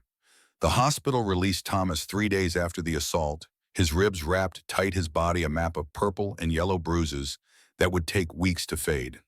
Sarah drove him home in his own truck, her hands gripping the wheel with the particular intensity of someone who had spent too many years not being in control of anything. Ethan sat in the back seat, silent and watchful, his eyes moving between the road ahead and Thomas's face in the rearview mirror.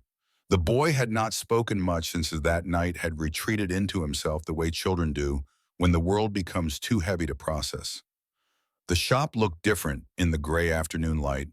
The broken door had been repaired courtesy of Pete and two of his friends who had shown up the morning after with tools and lumber, and the gruff kindness of men who did not know how to express their concern with words.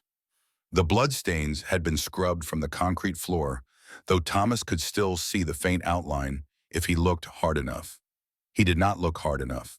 The first week back was a blur of pain medication and fitful sleep, and the slow grinding work of recovery. Thomas spent most of his time on the couch in his apartment, alternating between watching television he did not care about and staring at the ceiling, replaying the confrontation in his mind. Ryan's face, the rage giving way to something else, the tears at the end. Thomas had seen something in that moment, something that complicated his understanding of the man who had terrorized them for weeks. Not forgiveness, not yet, maybe not ever, but recognition. The recognition of one broken man looking at another. Sarah took over the day-to-day operations of the shop, handling customers with the same fierce competence she brought to everything else. She knew nothing about motorcycles, but she knew how to schedule appointments and answer phones and explain to people that the owner was recovering from an injury and would be back soon. Dorothy came by every evening, bringing food and conversation and the steady presence of someone who had weathered her own storms. She would sit with Thomas while Sarah put Ethan to bed, and they would talk about nothing in particular, letting the silence fill the spaces between words. One evening, about 10 days after the assault, Dorothy said something that stuck with Thomas long after she left. You know what the hardest part of grief is? It's not the big moments, not the anniversaries or the holidays, or the times when you expect it to hurt. It's the small ones, the everyday things that remind you of what you lost. A song on the radio, a smell in the air, the way the light falls through a window at a certain time of day. Thomas knew exactly what she meant. He had spent 3 years being ambushed by those small moments, the unexpected punches that left him gasping. But lately, Dorothy continued, I've been watching you, and I've seen something change. You're still grieving, you always will be, but you're also living. And that's something you weren't doing before. What changed? Dorothy smiled, her eyes crinkling at the corners. You found something worth living for. Or rather, someone found you. Thomas thought about Sarah, about Ethan, about the way they had walked into his life and somehow become essential to it. He thought about the confrontation with Ryan, about the words he had spoken, about the strange clarity that had come to him in the midst of the violence. I don't know if I saved them or they saved me. Does it matter? Thomas considered this. Maybe not. Maybe the only thing that mattered was that they were all still here, still breathing, still fighting. Maybe he agreed. The legal proceedings began 2 weeks after Ryan's arrest. Thomas had never been involved in a criminal case before, and the experience was disorienting. Meetings with prosecutors, statements to police, preliminary hearings that stretched for hours and seemed to accomplish nothing. The system moved slowly, grinding through procedures and paperwork and delays that seemed designed to exhaust everyone involved. Ryan had been charged with assault and battery breaking and entering and terroristic threatening. His lawyer, a slick man in an expensive suit who had driven up from Cleveland, argued that his client was a decorated veteran suffering from untreated PTSD, that the assault was an aberration, that Ryan deserved treatment, not punishment. The prosecutor, a young woman named Martinez, with sharp eyes and a sharper tongue, pushed back hard. She presented evidence of the harassment campaign, the stalking, the documented pattern of violence. She called Sarah to testify about the years of abuse, and Sarah sat on the witness stand and told her story with a voice that shook but did not break. Thomas watched from the gallery, his ribs still aching, and felt something he did not expect: pity. Not for the violence, not for the terror, but for the man underneath it all. The man who had gone to war and come back broken. The man who had lost a daughter and never recovered. The man who had destroyed his family because he did not know how to live with his own pain. It did not excuse anything. It did not change anything. But it complicated the simple narrative of monster and victim. After Sarah's testimony, the judge called a recess. Thomas found her in the hallway outside the courtroom, leaning against the wall, her face pale and drawn. "You did good in there. I told the truth. That's all. The truth matters." Sarah looked at him, and there was something in her eyes that he had not seen before, a weariness that went deeper than exhaustion. "He's going to get out," she said. "The lawyer's good, and Ryan knows how to play the system. He'll get probation or suspended sentence or whatever they call it, and then he'll be free." The prosecutor seems confident. The prosecutor doesn't know him. Sarah's voice was flat. "I do. He'll say whatever they want to hear. He'll play the troubled veteran, the grieving father. And they'll believe him because it's easier than facing the truth." Thomas wanted to argue, wanted to offer reassurance, but he could not. He had seen the way the defense lawyer worked, the way he spun Ryan's violence into a symptom of something beyond his control. It was effective, it was persuasive, and it was working. What do we do if he gets out? We keep going. Sarah's jaw tightened. "We've been fighting for this long." "We don't stop now." Thomas nodded. It was not much of a plan, but it was something. The trial stretched across 3 weeks, a grinding marathon of testimony and cross-examination and legal maneuvering that left everyone exhausted. Thomas testified about the assault, describing the blows in clinical detail, answering questions about his injuries, his fear, his state of mind. The defense lawyer tried to paint him as the aggressor, suggesting that Thomas had provoked Ryan, that he had inserted himself into a domestic matter that did not concern him. Thomas kept his voice steady, his answers clear, refusing to be baited. "I didn't provoke anyone. I was alone in my shop when he broke down the door. I didn't fight back because I knew I couldn't win a physical confrontation. I just tried to survive." "And in your opinion," the lawyer asked with a smirk that did not reach his eyes, "why did my client attack you?" Thomas looked at Ryan, sitting at the defense table with his hands folded and his face carefully blank. "Because I was standing between him and what he thought belonged to him, his wife, his son. He couldn't accept that they had chosen to leave, so he tried to take them back by force. And do you think my client is a dangerous man?" Thomas considered the question. He thought about everything he had learned, everything he had seen, everything he had felt in the moments when Ryan's boot was pressing down on his chest. "I think your client is a broken man," he said finally. "I think he went through things that no one should have to go through, and he never got the help he needed. I think he's been in pain for so long that he doesn't know how to exist without it. And I think that pain has made him capable of terrible things." The courtroom was silent, but being broken doesn't make you dangerous. Thomas continued, "Choosing not to heal does. Choosing to pour your pain onto other people instead of dealing with it yourself. That's what makes someone dangerous." The defense lawyer had no follow-up questions. The verdict came on a Thursday afternoon, gray skies, threatening rain. Guilty on all counts. Thomas watched Ryan's face as the jury foreman read the verdict. There was no surprise there, no anger, no visible reaction at all. Just that same empty mask that Ryan had worn throughout the trial. Sentencing was scheduled for 2 weeks later. The prosecutor was asking for 5 years in state prison. The defense was pushing for probation with mandatory psychiatric treatment. The judge would decide. In the meantime, Ryan would remain in custody, his bail revoked after the guilty verdict. It was over, at least this part of it. Sarah cried when they got outside the courthouse. Not sobs, just silent tears streaming down her face as she stood in the parking lot looking up at the gray sky. Thomas stood beside her, not speaking, not touching, just present. "I thought I would feel different," she said finally. "I thought when they said guilty, I would feel free, or happy, or something." "What do you feel?" "Nothing." Sarah wiped her eyes with the back of her hand, just an empty. Thomas understood. He had felt the same way after the drunk driver who killed Jamie was convicted. He had expected closure, had expected the verdict to fill some of the void. But the void did not work that way.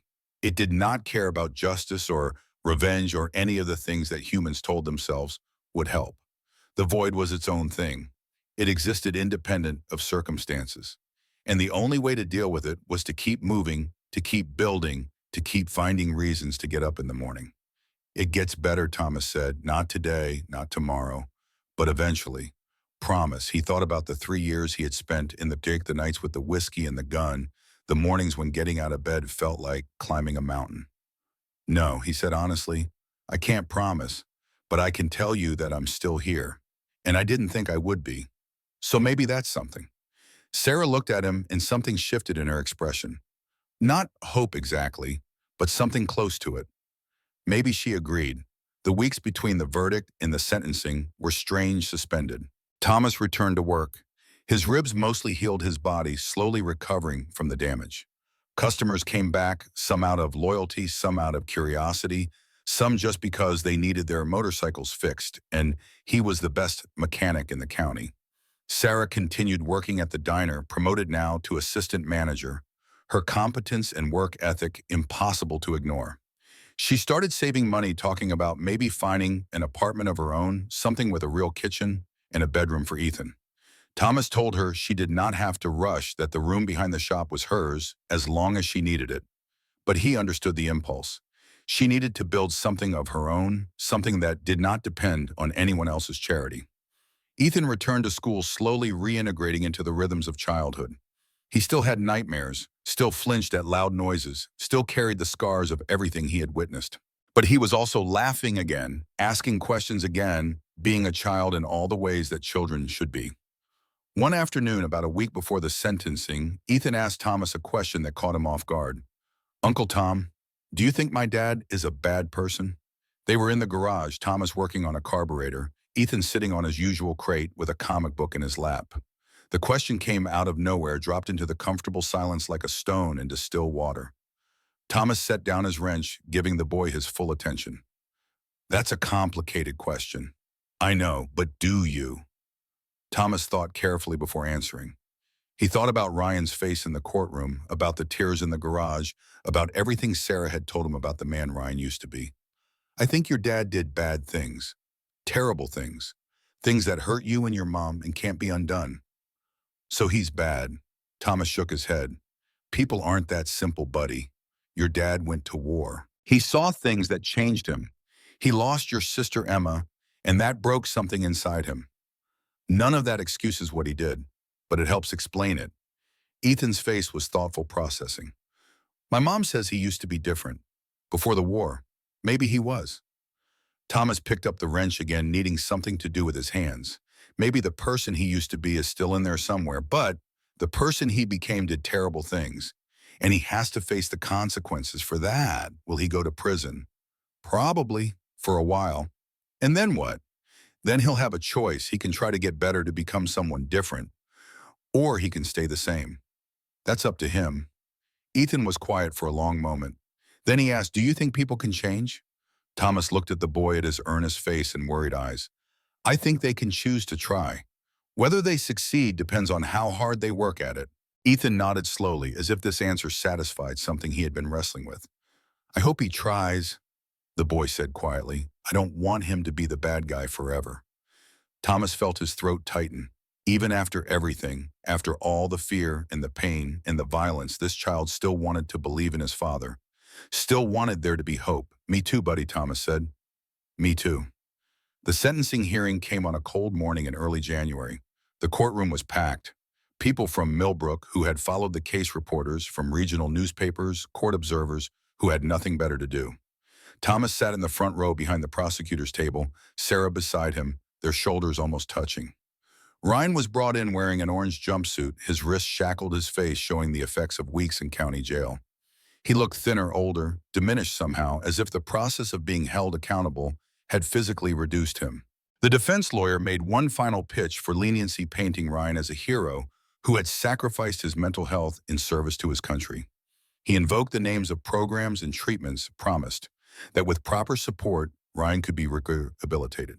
The prosecutor countered with the facts: the years of abuse, the stalking, the assault that had left Thomas with cracked ribs, the pattern of escalating violence that showed no signs of stopping on its own. Then the judge asked if Ryan wanted to make a statement. Thomas watched as Ryan rose slowly, his chains clinking. He turned to face the gallery, and for the first time since the trial began, his eyes found Sarah. "I don't expect forgiveness." Ryan's voice was hoarse, barely above a whisper. "I don't deserve it. What I did to you, to Ethan, to this man who was just trying to help, there's no excuse." He paused, swallowing hard. "I used to be someone else, someone who believed in things, someone who wanted to make the world better. Then I went to war and I saw what humans are capable of. The cruelty, the waste, the absolute meaninglessness of it all." His hands were shaking. "When I came home, I couldn't turn it off. I couldn't stop seeing the faces, couldn't stop hearing the sounds.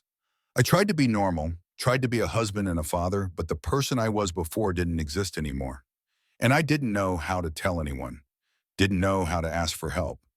So I drank, and I raged, and I destroyed the only people who ever loved me." Tears were running down his face now. "Emma." He said the name like a prayer. "My daughter. She died because the world is cruel and random and doesn't care about our plans. Not because of Sarah. Never because of Sarah. I blamed her because I couldn't blame the universe. Because I needed someone to be angry at." He turned to face Thomas. "You were right. What you said that night. I was trying to make the pain stop by giving it to other people. And all I did was create more pain, more broken people." He looked at the judge. "Whatever you decide, I accept. I've earned it. But I want you to know that I'm going to try. Not because I expect it to change my sentence, but because I have a son. And even if he never wants to see me again, I want him to know that his father tried to be better. That in the end, I didn't just give up." Ryan sat down. The courtroom was silent. The judge took a long moment before speaking, shuffling papers, composing her thoughts. "Mr. Mitchell," she said finally, "this court has heard extensive testimony about your actions and your history. There is no doubt that you have committed serious crimes. There is also no doubt that you have suffered greatly both in service to your country and in your personal life." She folded her hands. "However, suffering does not excuse violence. And the pattern of behavior you have exhibited suggests that without significant intervention, you will continue to pose a danger to those around you." Thomas felt Sarah tense beside him. "The court sentences you to 4 years in state prison," the judge continued, "with eligibility for parole after 18 months contingent on successful completion of a mental health treatment program. Additionally, upon release, you will be subject to a 5-year restraining order prohibiting any contact with Sarah Mitchell, Ethan Mitchell, or Thomas Hayes." She looked directly at Ryan. "I hope you meant what you said, Mr. Mitchell. I hope you use this time to become the person you claim to want to be. Because if you appear before this court again on similar charges, I will not be as lenient." The gavel came down. The hearing was over. Thomas walked out of the courthouse into cold January sunshine. Sarah was beside him, Ethan between them, the boy's hand gripping his mother's tightly. 4 years, Sarah said. Her voice was flat, processing. 18 months with good behavior, Thomas replied. Is that enough time? Thomas looked at her, at the fear and the hope fighting for dominance in her eyes. I don't know, he said honestly, but it's time, and that's more than we had before. They stood there for a moment, the three of them facing whatever came next. The trial was over. The immediate danger had passed, but the future remained uncertain, a road stretching ahead with no clear destination. What now? Sarah asked. Thomas thought about the shop, about the diner, about the small town that had become home. He thought about Friday nights at Riverside and Sunday mornings in the garage and all the ordinary moments that had somehow come to matter. Now we live, he said. We keep going. We build something worth having. Sarah looked at him, and for the first time in months, she smiled. A real smile, one that reached her eyes. That sounds like a plan. They walked to the truck together, the three of them. Behind them, the courthouse loomed gray and imposing. Ahead, the road wound through town, past the shops and houses they had come to know, toward whatever waited on the other side. And somewhere deep inside, in the place where grief and hope existed, side by side, Thomas felt something shift. Not an ending, not quite a beginning, but a turning point. A moment when the story could go in any direction. He chose forward. They all did. The months after the sentencing passed like water, finding its levels slowly settling into patterns that felt almost normal. Spring came to Millbrook with its usual reluctance, winter holding on through March before finally releasing its grip. The snow melted in stages, revealing the brown grass beneath, then the first tentative shoots of green. Trees budded, birds returned. The world continued its ancient cycle of death and renewal, indifferent to the small human dramas playing out beneath its notice. Thomas returned to work fully. His ribs healed, his body restored to something approaching its former condition. The bruises had faded weeks ago, leaving behind only the occasional twinge. When he moved wrong, a physical reminder of what had happened that grew fainter with each passing day. The shop picked up business as word spread that the drama was over. Customers who had stayed away during the worst of it began returning, some sheepish, some curious, most just needing their motorcycles fixed and not particularly caring about the personal life of the man who fixed them. Thomas welcomed them all with the same quiet professionalism he had always shown, neither inviting conversation about what had happened nor shutting it down when it arose. Sarah found an apartment in April, a small two-bedroom place above the hardware store on Main Street. It was nothing fancy, cramped kitchen and thin walls and a bathroom that required creative scheduling, but it was hers. She paid the rent with money she had earned, signed the lease with her own name, and stood in the empty living room on move-in day with tears streaming down her face. Thomas helped her move loading boxes into his truck, carrying furniture up the narrow staircase, assembling the bed frame that came in pieces with instructions written in 3 languages, none of them quite English. Ethan ran from room to room, claiming spaces, already planning where his toys would go and which corner would be best for reading. It felt like progress. It felt like healing. It felt like the beginning of something that might actually last. The Friday night dinners continued, but they had changed. Thomas still went to Riverside Diner every week, still sat in his corner booth, still ordered 2 plates of meatloaf and mashed potatoes. But now there were 3 plates instead of 2, and the seats across from him were no longer empty. Sarah and Ethan joined him most weeks, their presence transforming the ritual from an act of mourning into something else entirely. The booth that had once been a shrine to grief became a gathering place for this strange family they had assembled, bound not by blood but by circumstance and choice. Dorothy watched these transformations with quiet satisfaction. She never commented directly, never drew attention to the changes she observed, but Thomas caught her smiling sometimes when she brought their food, a particular warmth in her eyes that had not been there before. One evening in late May, after Ethan had fallen asleep in the booth with his head on his mother's lap, Dorothy slid into the seat beside Thomas and spoke in a low voice. "You know what I see when I look at you now?" Thomas raised an eyebrow, waiting. "I see a man who figured out the secret." "What secret?" "That grief and joy can exist in the same heart. That loving someone new doesn't mean forgetting someone old. That moving forward isn't the same as moving on." Thomas looked at the blue backpack still hanging on its hook, faded and worn, but still present. Beside it hung a red backpack, newer, brighter, belonging to a living child who used it every day for school. "I didn't figure anything out. Things just happened." Dorothy shook her head. "Things don't just happen. People make choices. You chose to help a stranger when you could have looked away. You chose to keep fighting when you could have given up. You chose to build something new instead of staying buried in the rubble of the old." She patted his hand. "That's not nothing, Tom. That's everything." Summer arrived hot and heavy, the Ohio humidity settling over Millbrook like a wet blanket. Thomas installed a window air conditioning unit in the garage, the ancient machine rattling and groaning, but managing to keep the temperature bearable. Ethan spent his summer vacation at the shop, just as he had done the year before. But the boy who sat on the overturned crate now was different from the frightened child who had first arrived. He laughed more easily. He asked questions without hesitation. He moved through the world with the particular confidence of a child who knew he was safe. The nightmares had mostly stopped. Sarah reported that he slept through the night now most nights, and when bad dreams did come, they were the ordinary monsters of childhood, not the specific terrors of his past. One afternoon, while Thomas was showing Ethan how to change oil, the boy asked a question that had clearly been building for some time. "Uncle Tom, are you and my mom going to get married?" Thomas nearly dropped the oil filter. He looked at Ethan at the earnest curiosity in the boy's face and felt the weight of the question. "What makes you ask that? Jimmy Patterson said that when a man and a woman live together, they're supposed to get married. He said it's weird that you don't." Thomas set down the filter, giving the conversation his full attention. "Your mom doesn't live with me anymore. She has her own apartment." "I know, but we still come here all the time. And you come to our place for dinner, and you're always around." Ethan's forehead wrinkled. "It feels like we're a family, but Jimmy says families have to be married." Thomas considered how to explain something that he was not sure he fully understood himself. "Families come in lots of different shapes, buddy. Some have a mom and a dad who are married. I'm bad at them. Some have two moms or two dads. Some have grandparents raising kids or aunts and uncles or just one parent doing everything. What shape is our family?" Thomas thought about it. "I guess we're the kind of family where people choose each other. Your mom and I aren't married and we're not going to be. But we care about each other. We help each other. We show up when things are hard, like when my dad came, like when your dad came." Thomas held the boy's gaze. "Family isn't about what you call each other or whether there's a piece of paper that says you belong together. It's about who you can count on, who shows up, who stays."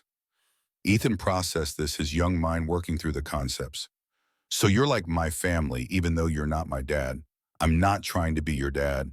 Your dad is your dad, whatever happens between him and your mom.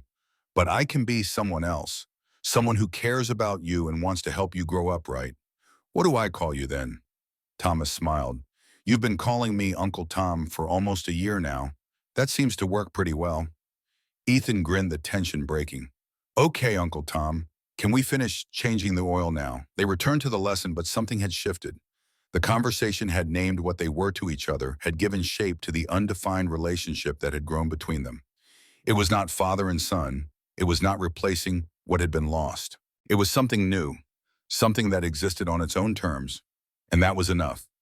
The letter arrived in August, forwarded from the state prison where Ryan Mitchell was serving his sentence. Sarah brought it to Thomas, her hands trembling, the envelope unopened. She stood in the doorway of the shop, backlit by summer sunshine, and held it out like something that might explode. "It's from him." "I don't know if I should read it." Thomas wiped his hands on a rag, studying her face. "Do you want to read it?" "I don't know. Part of me wants to throw it away." "But another part." She trailed off, unable to articulate what the other part wanted. "You could let me read it first. Tell you what it says." Sarah considered this, then shook her head. "No, if I'm going to read it, I should read it myself. I'm just scared of what it says, of what I might feel." Thomas understood. The complexity of emotions that Ryan evoked could not be easily categorized. He had been her husband, the father of her children, the man she had once loved enough to marry. He had also been her abuser, her tormentor, the source of years of fear and pain. Both things were true. Both things would always be true. Whatever it says, Thomas told her, it doesn't change anything. "You're safe. Ethan's safe. He can't hurt you from in there." Sarah nodded slowly. She tore open the envelope, extracted the single sheet of paper inside, and began to read. Thomas watched her face as her eyes moved across the words. He saw surprise, then confusion, then something that might have been sadness. When she finished, she lowered the letter and stood in silence for a long moment. "What does it say?" Sarah handed him the letter. He took it, unfolded it, and read. The handwriting was cramped and careful, the penmanship of someone who had not written much by hand in years. The words were simple, direct, without the manipulative undertones that Thomas had half expected. "Sarah, I am in a program here for veterans with PTSD. For the first time, I am talking about what happened to me, what I saw, what I did. It does not excuse anything, but it helps me understand. I was broken, and I broke you and Ethan instead of asking for help. That was wrong. I will spend the rest of my life knowing it was wrong. I am not asking you to forgive me. I am not asking for another chance. I just want you to know that I am trying to become someone different. Someone who deserves to be Ethan's father even if I never get to see him again. Tell him I love him. Tell him I am sorry, Ryan. Thomas folded the letter and handed it back. What do you think, Sarah asked. I think it's a start. Whether it leads anywhere depends on what he does next. Should I write back? Thomas shook his head. That's not my decision to make. It's yours. Sarah looked at the letter for a long time. Then she folded it carefully and put it in her pocket. I'm going to wait, she said. See if there are more letters. See if this is real or just something he's saying to make himself feel better. That sounds wise. Sarah turned to go, then stopped at the door. Thank you for being here, for being you. Thomas nodded, not trusting his voice to speak. She left, and he stood alone in the garage with the smell of oil and metal, thinking about broken men and the long road toward redemption. Autumn painted Millbrook in shades of orange and gold, the maples along Main Street putting on their annual show. Thomas watched the leaves change from the window of his shop, marking time by the progression of colors. The anniversary approached without fanfare. 1 year since Sarah and Ethan had walked into the diner. 1 year since his life had changed in ways he could never have predicted. He thought about marking it, somehow doing something to acknowledge the significance. But in the end, he decided that the best way to honor the anniversary was simply to live it. To show up for another Friday night dinner, another Saturday morning with Ethan in the garage, another ordinary day in the extraordinary life they had built. Sarah seemed to have the same idea. She arrived at the diner that Friday with a small gift wrapped in paper that Ethan had decorated with crayons. 1 year, she said, placing the package in front of Thomas. I wanted to get you something. Thomas unwrapped it carefully, peeling back the crayon-covered paper to reveal a picture frame. Inside was a photograph he had never seen before. Sarah, Ethan, and Thomas sitting in this very booth, laughing at something that the camera had not captured. Dorothy must have taken it without their knowledge, preserving a moment of genuine happiness. When was this? About a month ago. Dorothy gave it to me, said she thought you might want it. Thomas studied the photograph. His own face was almost unrecognizable, not because of physical changes, but because of the expression. He was smiling, really smiling, the kind of smile that came from somewhere deep and genuine. I don't have any pictures of us, Sarah continued. Of whatever we are, I wanted one. And I thought you might want one too. Thomas set the frame on the table between them, angling it so they could both see. Thank you, he said, and the words felt inadequate, but he did not have better ones. Ethan appeared at that moment, sliding into the booth with the particular energy of a 7-year-old who had been released from the constraint of walking slowly. What's that? He pointed at the frame. A picture of us, Thomas said. Ethan studied it with the critical eye of someone who took such things very seriously. I look weird. You look like yourself. I don't look weird. No, Thomas agreed. You don't look weird.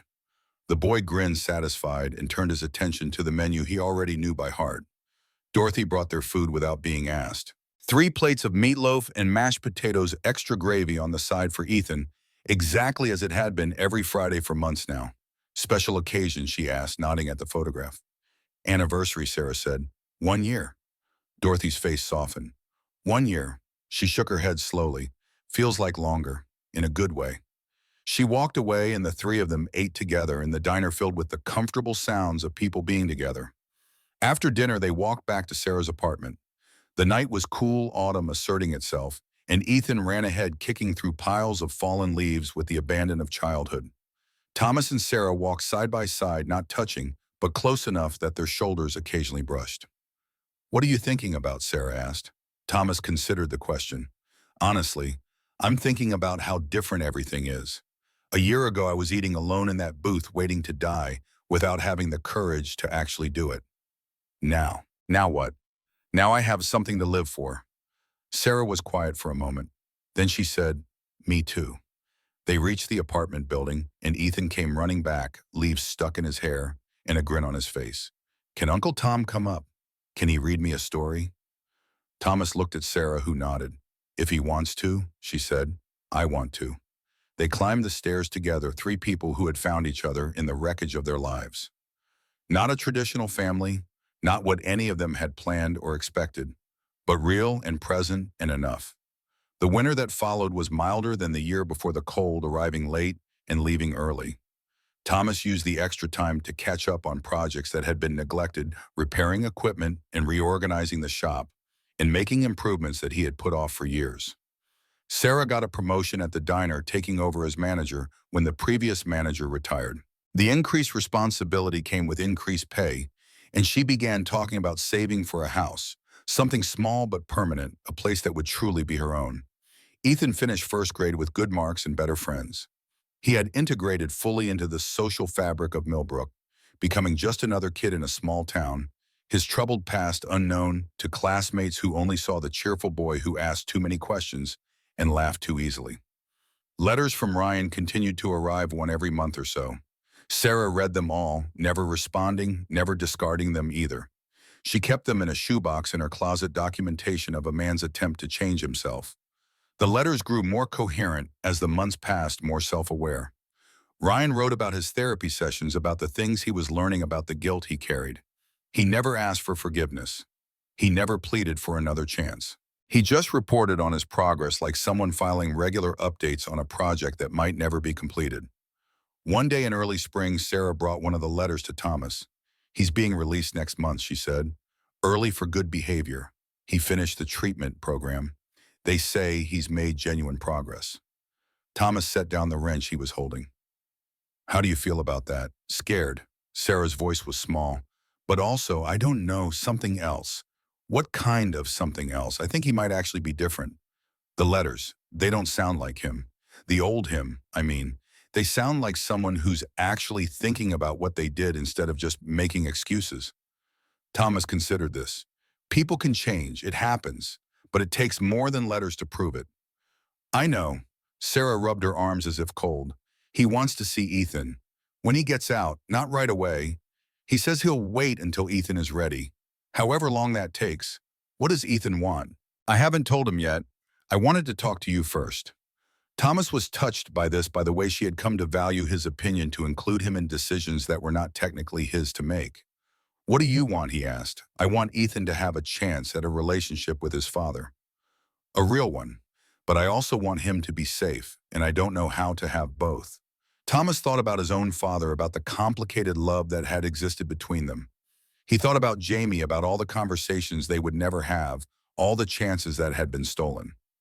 "Maybe you start small," he suggested. "Supervise visits, public places, see how it goes.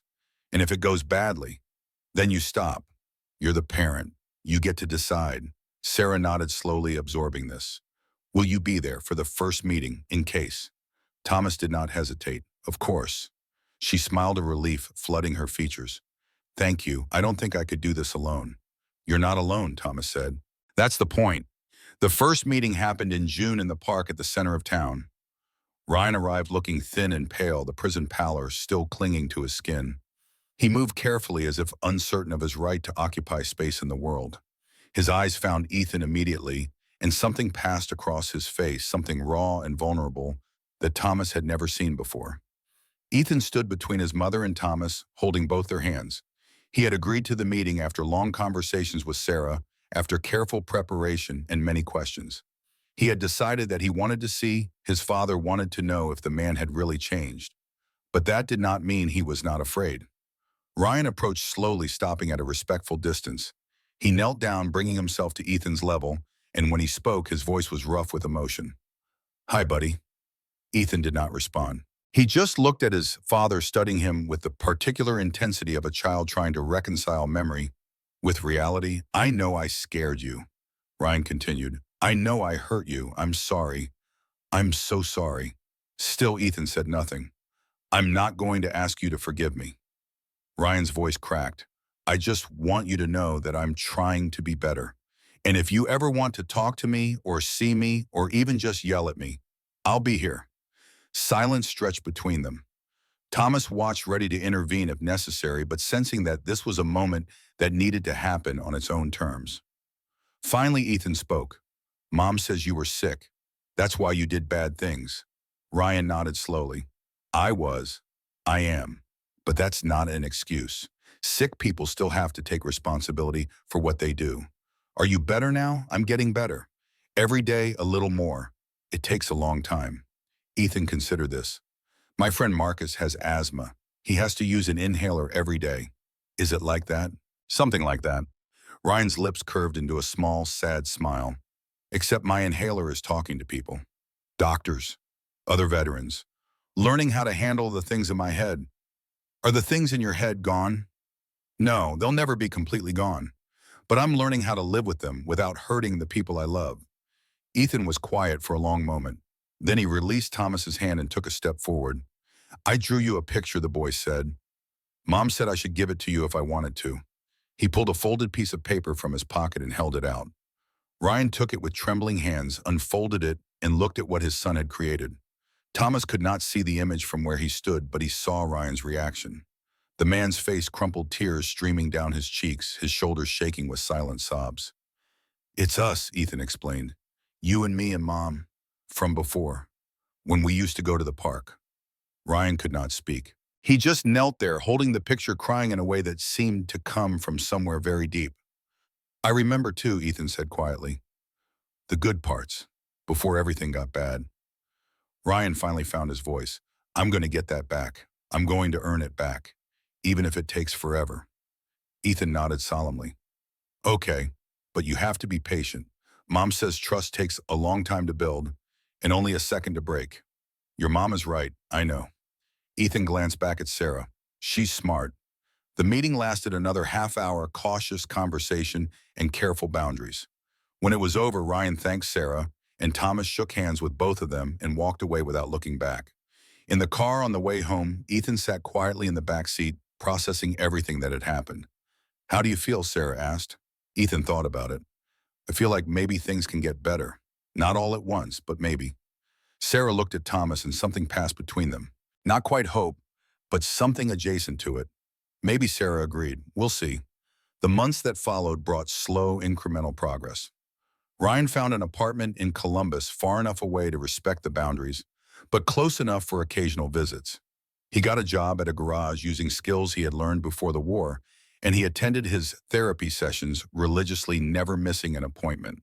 The visits with Ethan continued, gradually expanding from supervised meetings in public places to afternoon outings to eventually occasional dinners at restaurants, where the three of them, Ryan, Sarah, and Ethan, could sit together and practice being civil. Thomas was not part of these dinners. That was appropriate, he thought. Whatever Ryan and Sarah needed to work out between them, whatever relationship they would eventually have as co-parents, it needed to be theirs. But he remained present in other ways. Friday dinners at the diner, Saturday mornings in the garage. The ordinary fabric of the life they had built. One Friday evening in October, exactly 2 years after Sarah and Ethan had first walked into Riverside Diner, Thomas sat in his usual booth and looked at the 2 backpacks hanging on the hook. The blue one faded and worn, belonging to a boy who had been gone for 5 years now. The red one newer but starting to show signs of use, belonging to a boy who was very much alive.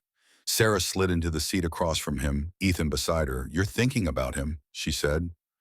It was not a question. Thomas nodded. Always on days like this. Tell me about him. Thomas looked at her, surprised.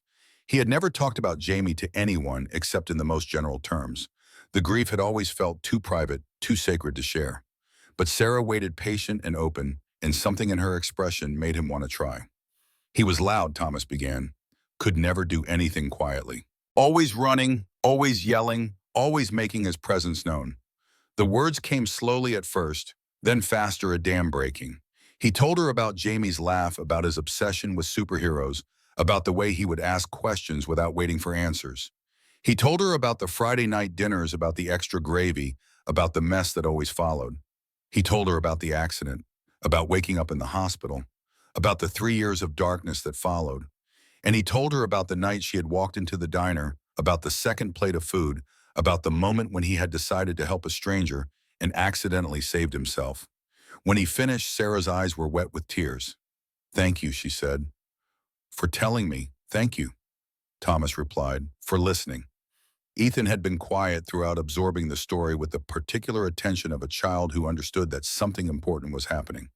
Uncle Tom, he said finally, is it okay if I say something? Of course.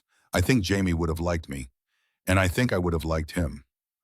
Thomas felt his throat tighten. Yeah, buddy, I think so too. Maybe we can be like brothers, even though he's not here anymore. Like honorary brothers. Thomas looked at this boy who had come into his life through chance and circumstance, who had somehow become essential to his existence. "I'd like that," he said. "I think Jamie would too." Dorothy arrived with their food, 3 plates of meatloaf and mashed potatoes, extra gravy on the side. She set them down with her usual efficiency, then paused, looking at the 3 faces around the table. "You know what I see," she said. Thomas smiled. "What do you see?" "I see a family." She walked away and they ate together, and outside the window the autumn leaves fell in their ancient dance of endings and beginnings. The food was good. The company was better. And somewhere in the spaces between heartbeats, Thomas felt the presence of everyone he had loved and lost, not as a weight, but as a warmth, not as an absence, but as a continuation. Grief did not end. It transformed. It made room. It learned to share space with joy and hope and all the complicated emotions that made up a human life. Thomas reached across the table and touched the strap of the blue backpack, a gesture so familiar it had become unconscious. Then he turned back to Sarah and Ethan, to the family he had found in the wreckage of the one he had lost. "Same time next week," Sarah asked. "Same time next week," Thomas agreed. And that was enough. That was everything. Outside, the night settled over Millbrook, stars emerging in the darkening sky. The diner glowed warm and bright against the darkness, a beacon for travelers and locals alike. Inside, 3 people sat in a corner booth, eating meatloaf and mashed potatoes, talking about nothing in particular. A man who had lost everything. A woman who had run from everything. A boy who was learning that everything could be okay. They were not a traditional family. They were not what anyone would have expected. But they were real. They were present. They were choosing each other every day in all the small ways that added up to something larger than themselves. And that was the story. Not of endings, but of beginnings. Not of what was lost, but of what was found. Not of grief alone, but of grief and joy intertwined, inseparable, both part of the same great mystery of being alive.